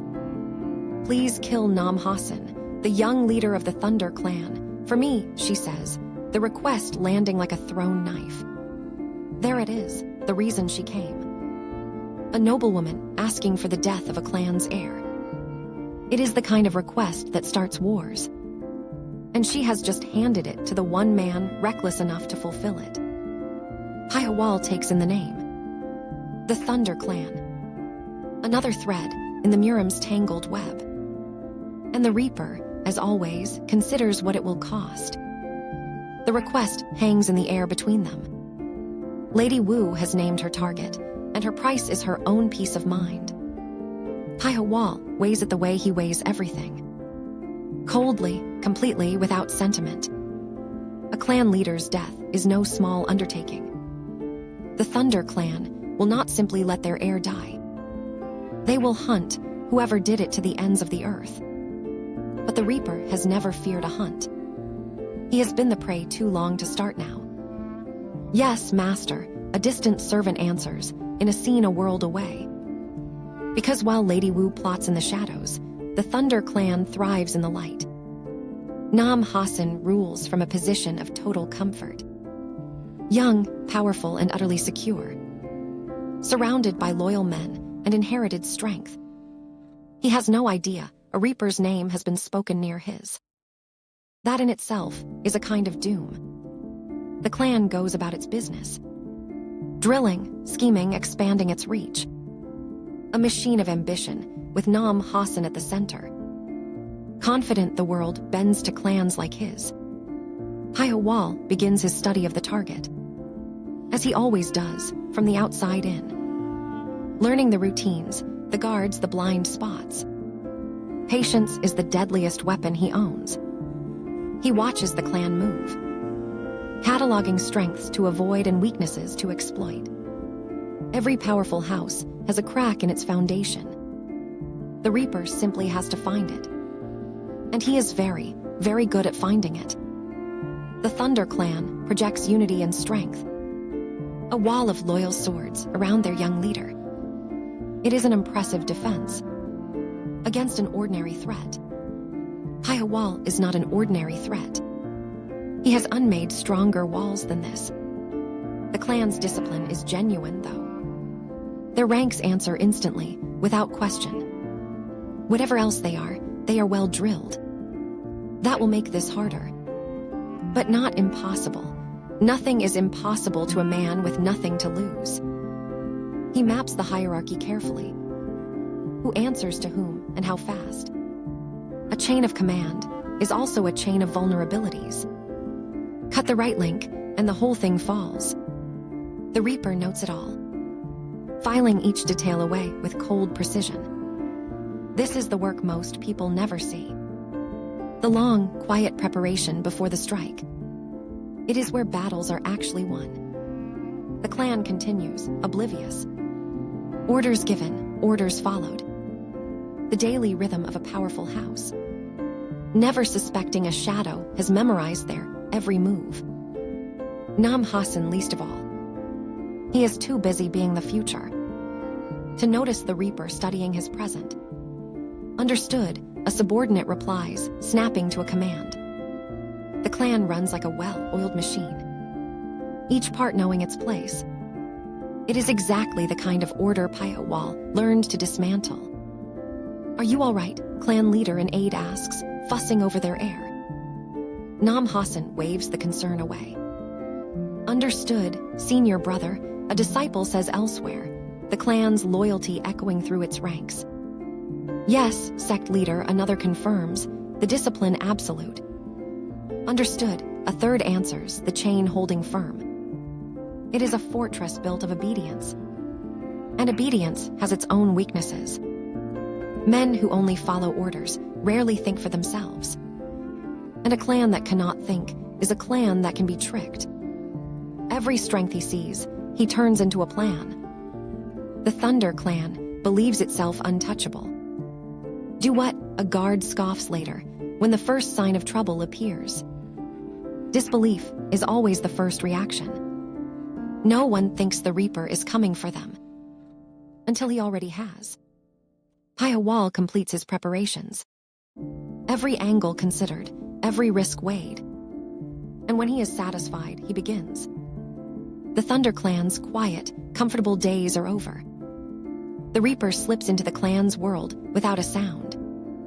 A shadow among men who think they own the dark. He moves through their halls like he belongs there. Because confidence, he has learned, opens more doors than stealth. He listens at the edges of conversations, gathering the secrets a clan keeps from itself. And there are always secrets. Yes, a clansman mutters, confirming something he should not have said aloud. Pyo Wol collects the admission like a coin. Every loose word is leverage. The Thunder Clan, it turns out, is not as unified as it looks. Beneath the discipline runs a current of resentment. The cracks the Reaper came to find. He follows them inward, toward the rot at the clan's core, where the real story always lives. And what he finds is a clan haunted by its past, bound to choices made before Nam Hassan was ever born. The young leader inherited more than power. He inherited a legacy of control he cannot escape. The clansmen speak of it in low, bitter voices, resentful of chains they cannot see but always feel. It is a sickness passed down like an heirloom. He is long dead, one of them says of the clan's old master, and yet we are still wrapped around his finger. There it is, the wound beneath the armor. A clan ruled by a ghost, following the will of a man who is no longer alive to want anything. Pyo Wol understands that prison better than most. He spent his childhood inside one. But understanding does not soften him. It only sharpens his aim. A clan divided against itself is a clan half defeated. And Nam Hassan sits at the top of a structure already cracking. The Reaper sees exactly where to push. He always does. The dead master's grip is the clan's great weakness. A loyalty built on fear, not love. And fear can be turned. Pyo Wol begins to do exactly that. Whispering into the cracks, feeding the doubts. Letting the clan's own resentment do half his work. It is quieter than a blade, and twice as effective. The clansmen grow uneasy. Something is wrong in their ranks, and they cannot name it. Suspicion spreads like damp.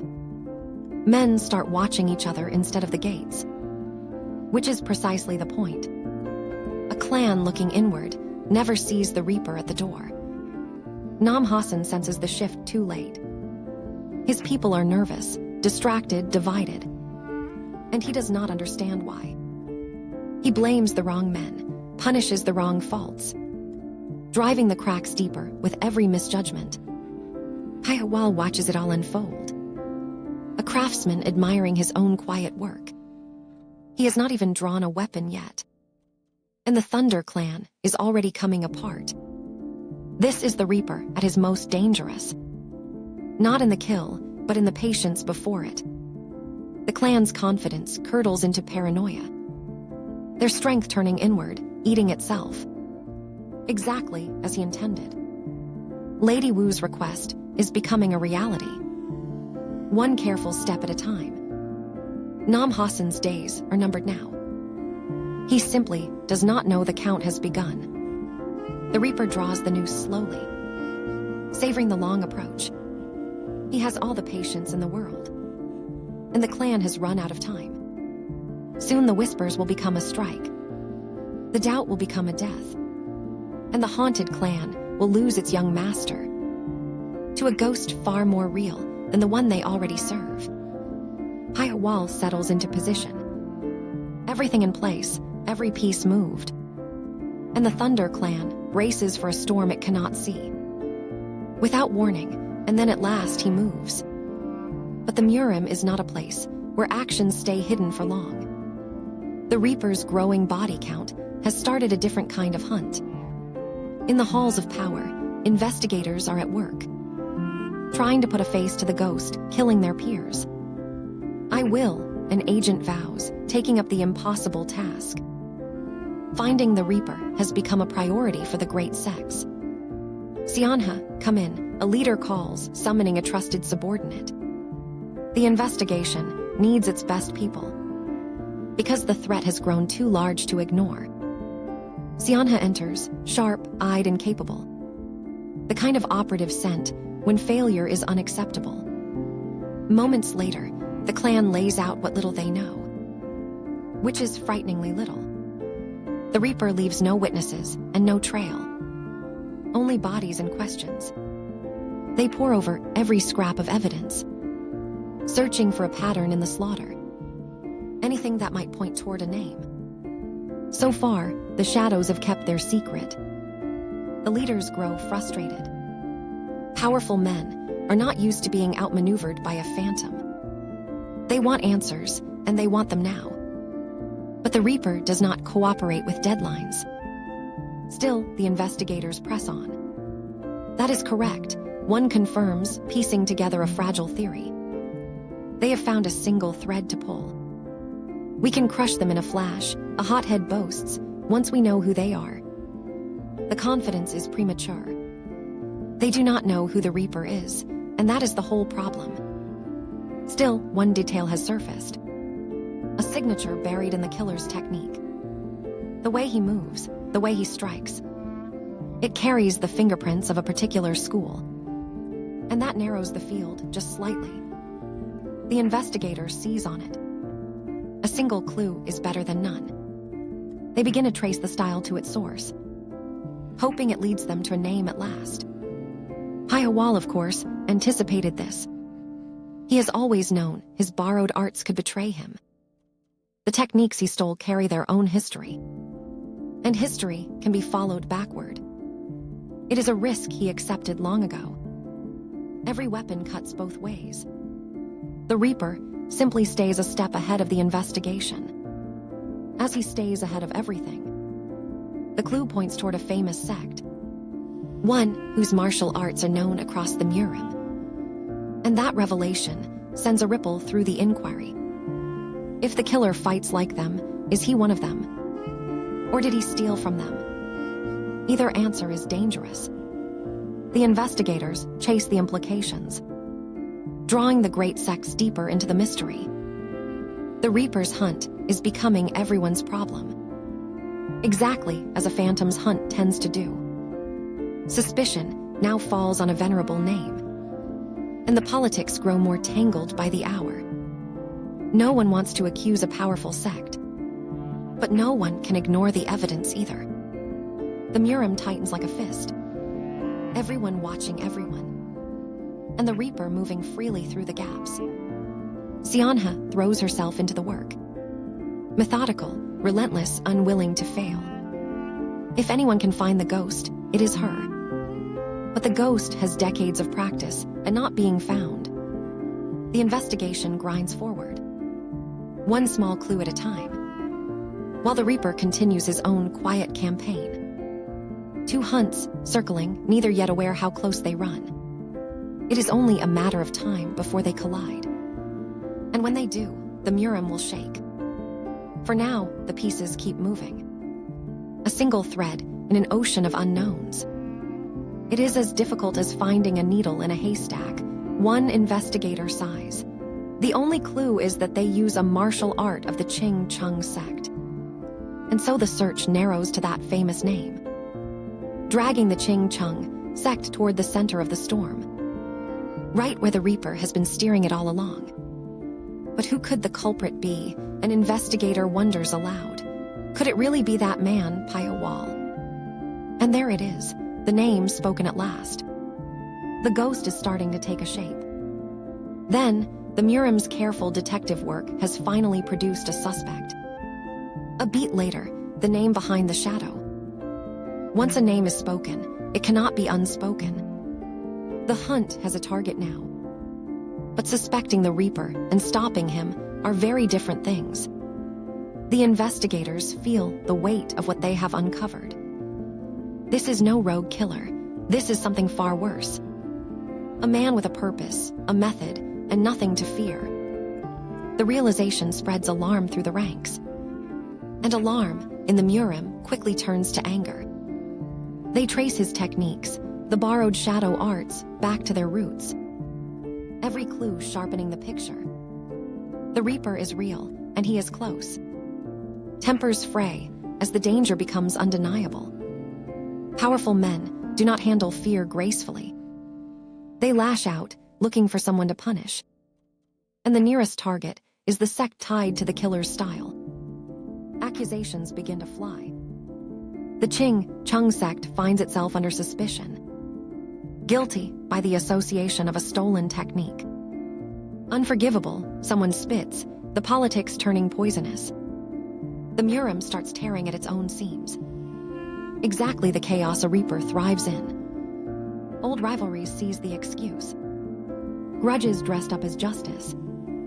The accusation against Ching Chung is as much opportunity as outrage. And the situation slides toward open conflict. Words give way to drawn weapons. Fire, someone shouts, as the confrontation erupts. The fragile piece of the murim shatters, all of it lit by the spark the Reaper struck. And Ching Chung still calls itself a reputable sect of the Jianghu. An accuser sneers, twisting the knife. The insult lands hard. A sect's reputation is its lifeblood, and theirs is being torn apart in public. The Ching Chung disciples bristle at the slander. No, they insist, but no one is listening. The mob has already decided. Fear has found a face, and the face is convenient. Violence spreads from there. Sect against sect, grudge against grudge. The murim devouring itself over a ghost it cannot catch. And the Reaper has not even shown himself. Urg, a fighter, grunts, caught in the chaos he did not start. This is the Reaper's true weapon. Not the blade, but the discord it sows. He turns the murim's strength into its own undoing and watches it burn from the shadows. No, a disciple gasps as the violence claims another. The cost of the Reaper's campaign keeps climbing. Could they be here? Someone whispers, suddenly afraid the killer is among them. Paranoia spreads faster than any blade. Every stranger a suspect, every shadow a threat.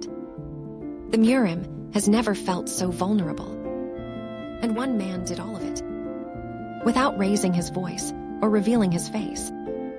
The fighting intensifies. Sects committing to a brawl, they cannot win cleanly. Urg, another falls, the toll mounting. There are no winners in a panic. Only survivors and corpses. The Reaper has engineered a slaughter without lifting a finger. His enemies doing the work for him. It is cruel, brilliant, and entirely his style.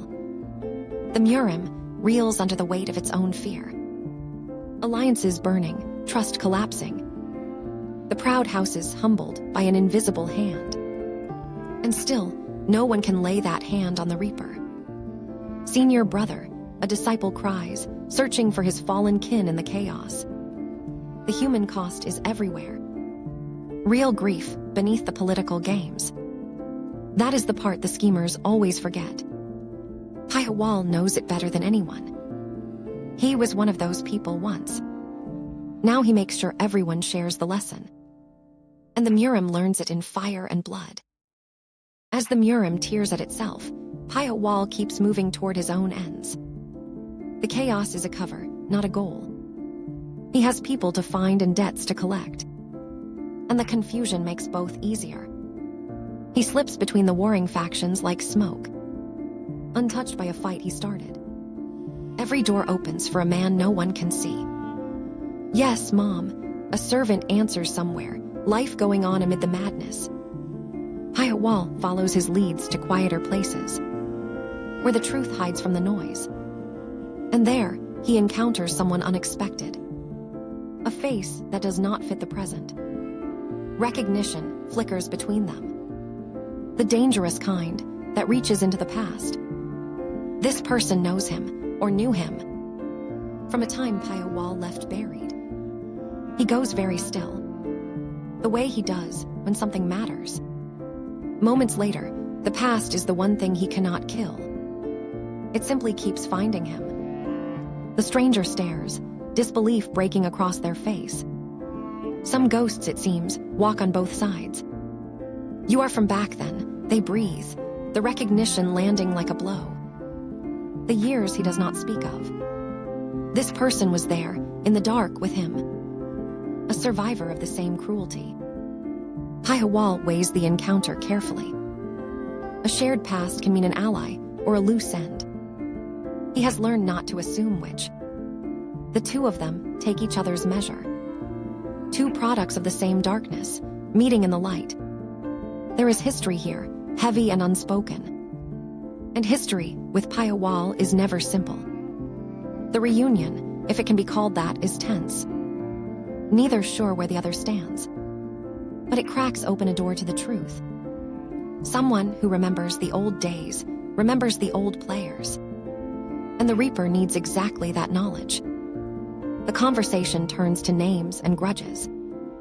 Then, the architecture of the conspiracy he is unraveling. And slowly, a larger design comes into view. This was never about one contract. It was about something much bigger. A web of ambition stretching across the murim. Pyo Wol begins to see the shape of it. And the shape is uglier than he imagined. New names surface in the telling. The Golden Heaven clan among them, another piece on a crowded board. The murim's powers are more entangled than anyone admits. Every great house with its own secret hunger. And someone has been feeding all of them. The Reaper listens, fitting the pieces together. At that moment, the schemers, the targets, the buried motives.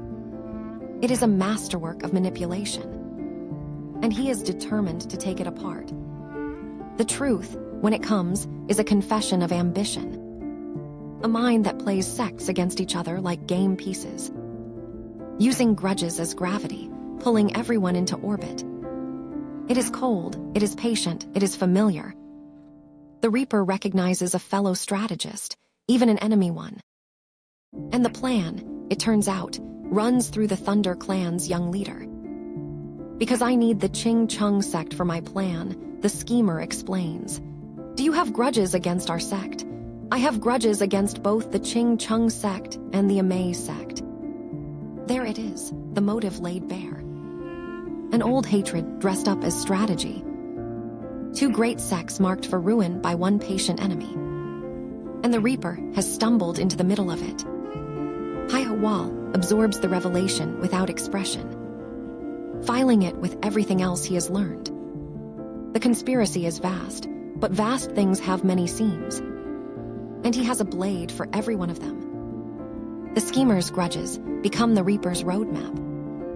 Hatred always leaves a trail. And Pyo Wol is the finest tracker, the murim never wanted. The full scope of the plot settles over him. The Thunder Clan, the Golden Heaven Clan. All of them pieces in someone else's game. And the Reaper intends to flip the board. He has the names now. Everything he needs to bring it all down. And nothing left to stop him from trying. The schemer's grand design has consequences far beyond the Reaper. All across the murim, old wounds are being reopened on purpose. Grudges that simmered for years are boiling over. And the people carrying them have finally had enough. Take our revenge, they cry. We cannot take this lying down anymore. The murim is a powder keg, and someone keeps lighting matches. Each convinced its cause is righteous. None seeing the hand that pushed them. This is how the schemer wins. By making everyone else fight his battles for him. And Pyo Wol moves through the wreckage, learning as he goes. Every conflict tells him more about the design. Pyo Wol, someone breathes, the name now spoken with dread. He has become a legend, a warning, a curse. The Reaper at the heart of the storm. I cannot believe he killed her, a mourner says, grief raw in their voice.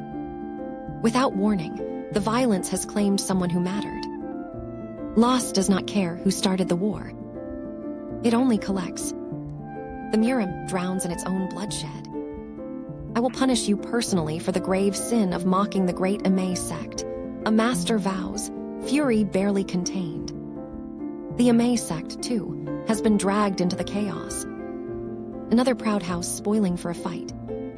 As long as you kill them all, the schemer urges, the design needs corpses. The bodies are the whole point. Every death weakens a rival and feeds the plan. Pyo Wol sees the machinery clearly now. A conspiracy built on other people's hatred. Elegant, patient, and utterly monstrous. He has a grudging respect for the craftsmanship and a colder determination to end it. Thanks to you, someone tells him, I was able to take my revenge. It is the strangest kind of gratitude. The Reaper's campaign has given others their own openings. His chaos becoming their justice. He did not intend it. He does not refuse it. In the murim, vengeance flows where it can. Pyo Wol accepts the thanks without warmth. He did not do it for them. But if their freedom is a side effect of his, so be it. The old order is breaking, and that suits him fine. He has no love for the world that made him. Let it burn, if burning is what it deserves. Around him, the conflict reaches a fever pitch. Sects committing everything to battles they cannot afford. The proud houses bleeding themselves white. And one shadow walking calmly through it all. But even Pyo Wol does not fight alone forever.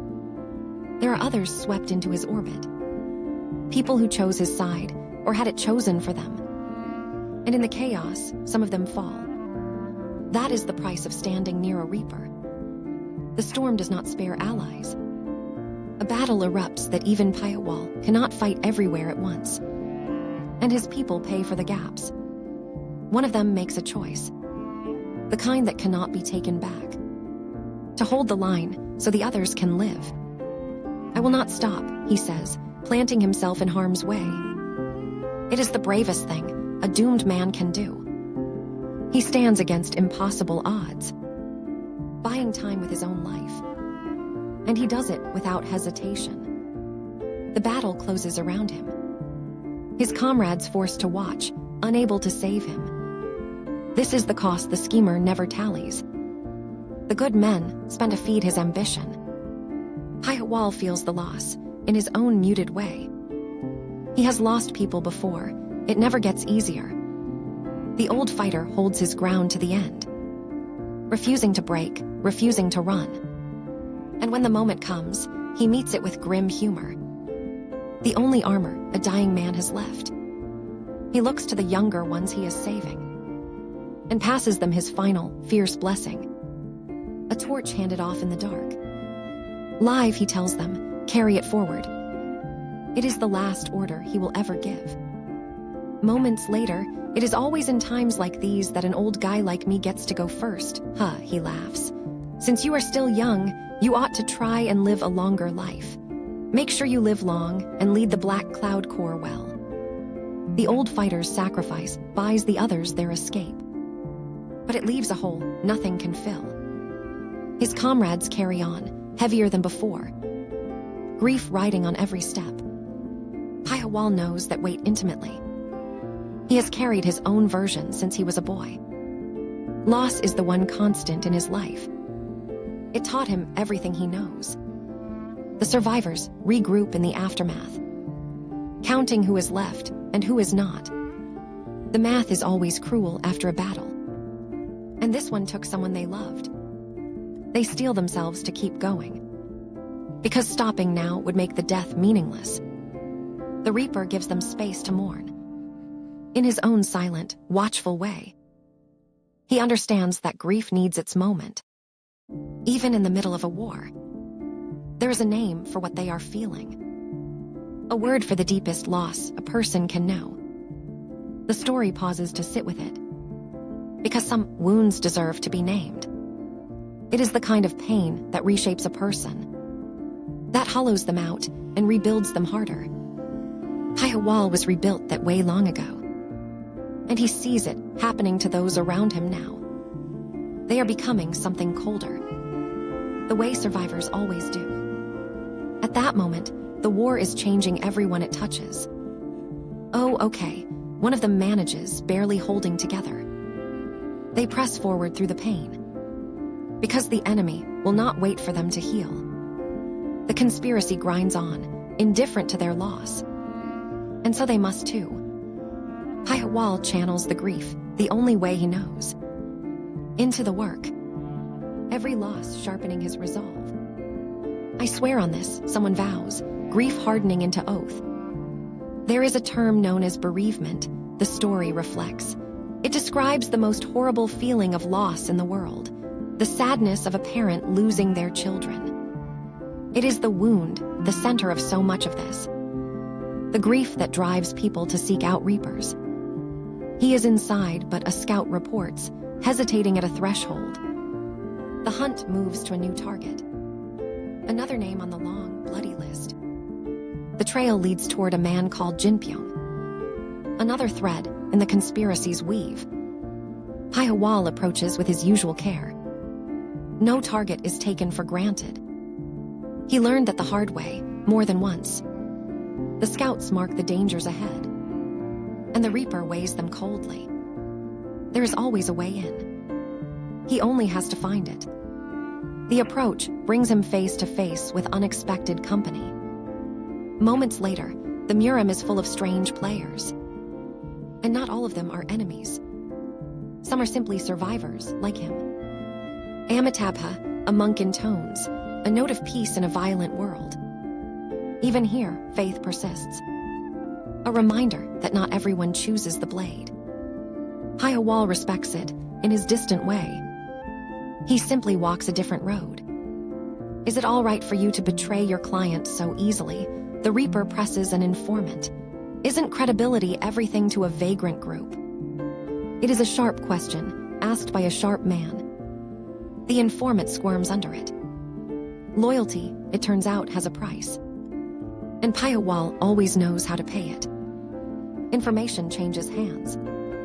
Another secret pried loose from the dark. The Reaper adds it to his growing map. Each betrayal bringing him closer to the center. The vagrants fold quickly. Credibility means little against a Reaper's stare. Self-preservation wins, as it usually does. Pyo Wol takes what he needs and moves on, leaving the informants to live with their choice. He has no interest in their guilt, only in the truth they gave up. And the truth points ever deeper into the conspiracy, toward the people who started all of this. With the informant's secrets in hand, the Reaper closes in. The conspiracy's outer walls are crumbling. One betrayal, one body, one truth at a time. And the people behind it are starting to feel exposed. Panic makes the powerful careless. They scramble to cover tracks that lead straight to them. But you cannot outrun a Reaper who already has your name. Pyo Wol follows the trail without mercy. Every step measured, every move deliberate. He is not in a hurry, he is simply inevitable. Meanwhile, his allies gather their strength. The survivors of the war, hardened by loss. They have a leader to follow and a debt to repay. And they intend to repay it in full. The Black Cloud Corps stands ready. You guys, their new leader says, taking up the old man's mantle.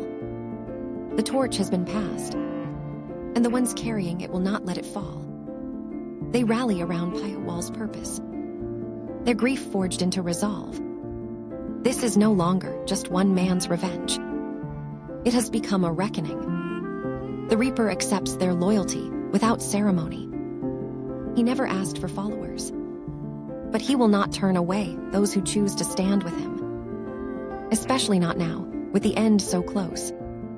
Together they press toward the conspiracy's heart. The schemers who set the murim aflame. At that moment, the ones who profit from every death. Their reckoning is overdue. The enemy senses the tide turning. And like all cornered things, they grow more dangerous. They throw everything they have at the Reaper. Killers, traps, desperate gambits. None of it slows him for long. He has survived worse with less. The battles grow fiercer as the stakes climb. Each one closer to the truth at the center. Pyo Wol cuts through every obstacle. With the cold precision that earned him his name. His allies fight it aside, proving the old man's faith was not misplaced. They are not the helpless victims they once were. At that moment, they are a force now, with a Reaper at its point. The conspiracy's defenders fall back, their confidence cracking under the pressure. They built their power on fear and manipulation. And neither works on a man like Pyo Wol. The Reaper presses the advantage, driving toward the people who started it all. The ones who signed the contracts and lit the fires. They are running out of places to hide. One of them grunts, the net closing tighter. There is no escape from a debt like this. Pyo Wol has waited too long, lost too much. He will see it through to the end. The murim holds its breath as the Reaper advances, sensing that something final is approaching. The kind of ending that reshapes an era. And Pyo Wol is walking straight toward it. His enemies make their last preparations, gathering their strongest defenders for the inevitable clash. They know the Reaper is coming. Even the Taoist orders brace for what comes next. Pyo Wol does not slow down. He has been moving toward this his entire life. Every wound, every loss, every lesson. All of it leading here. The final confrontation takes shape. Moments later, the Reaper against the architects of his suffering. Everything he has endured demanding an answer. And he intends to collect it personally. His allies close ranks behind him, ready to follow him into the fire.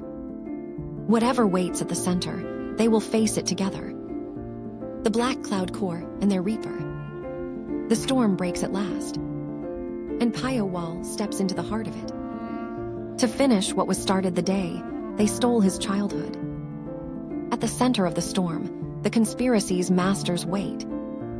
Powerful, prepared, and certain of their own importance. Among them stands the sage Mu Young, a name that carries real weight. Not every enemy here is a mere schemer. Some are genuine masters of the murim, the kind even a reaper must respect. Pyo Wol takes their measure as he arrives, counting threats, mapping the room. Old habits, the ones that kept him alive. The gathered powers brace for his approach. They have heard the stories, now they face the source. Do not lie, he is dead, someone snaps, refusing to accept a loss. Denial is the first stage of a collapsing scheme. Their certainties are coming apart. The Reaper's work has shaken everything they believed, including their faith in their own invincibility. They cling to old assumptions as the ground shifts beneath them. No, one of them breathes, the truth arriving anyway. Reality does not care what they refuse to believe. Pyo Wol has made sure of that. One body, one truth at a time. The masters steel themselves for the confrontation. They did not climb this high by being cowards. Whatever else they are, they will fight. And the Reaper would expect nothing less. The two sides square off at last. Years of scheming about to be settled in moments. This is what everything has been building toward. Pyo Wol stands at the threshold of it. Calm, focused, utterly committed. He has imagined this moment 1,000 times. In the dark, at the bottom of the pit. Now it is real, and he is ready. His allies take their places around him. The Black Cloud Core, loyal to the end. They will not let him face this alone. Not after everything they have lost together. The enemy's defenders move into formation. Their finest fighters, their last line. It is an impressive show of strength.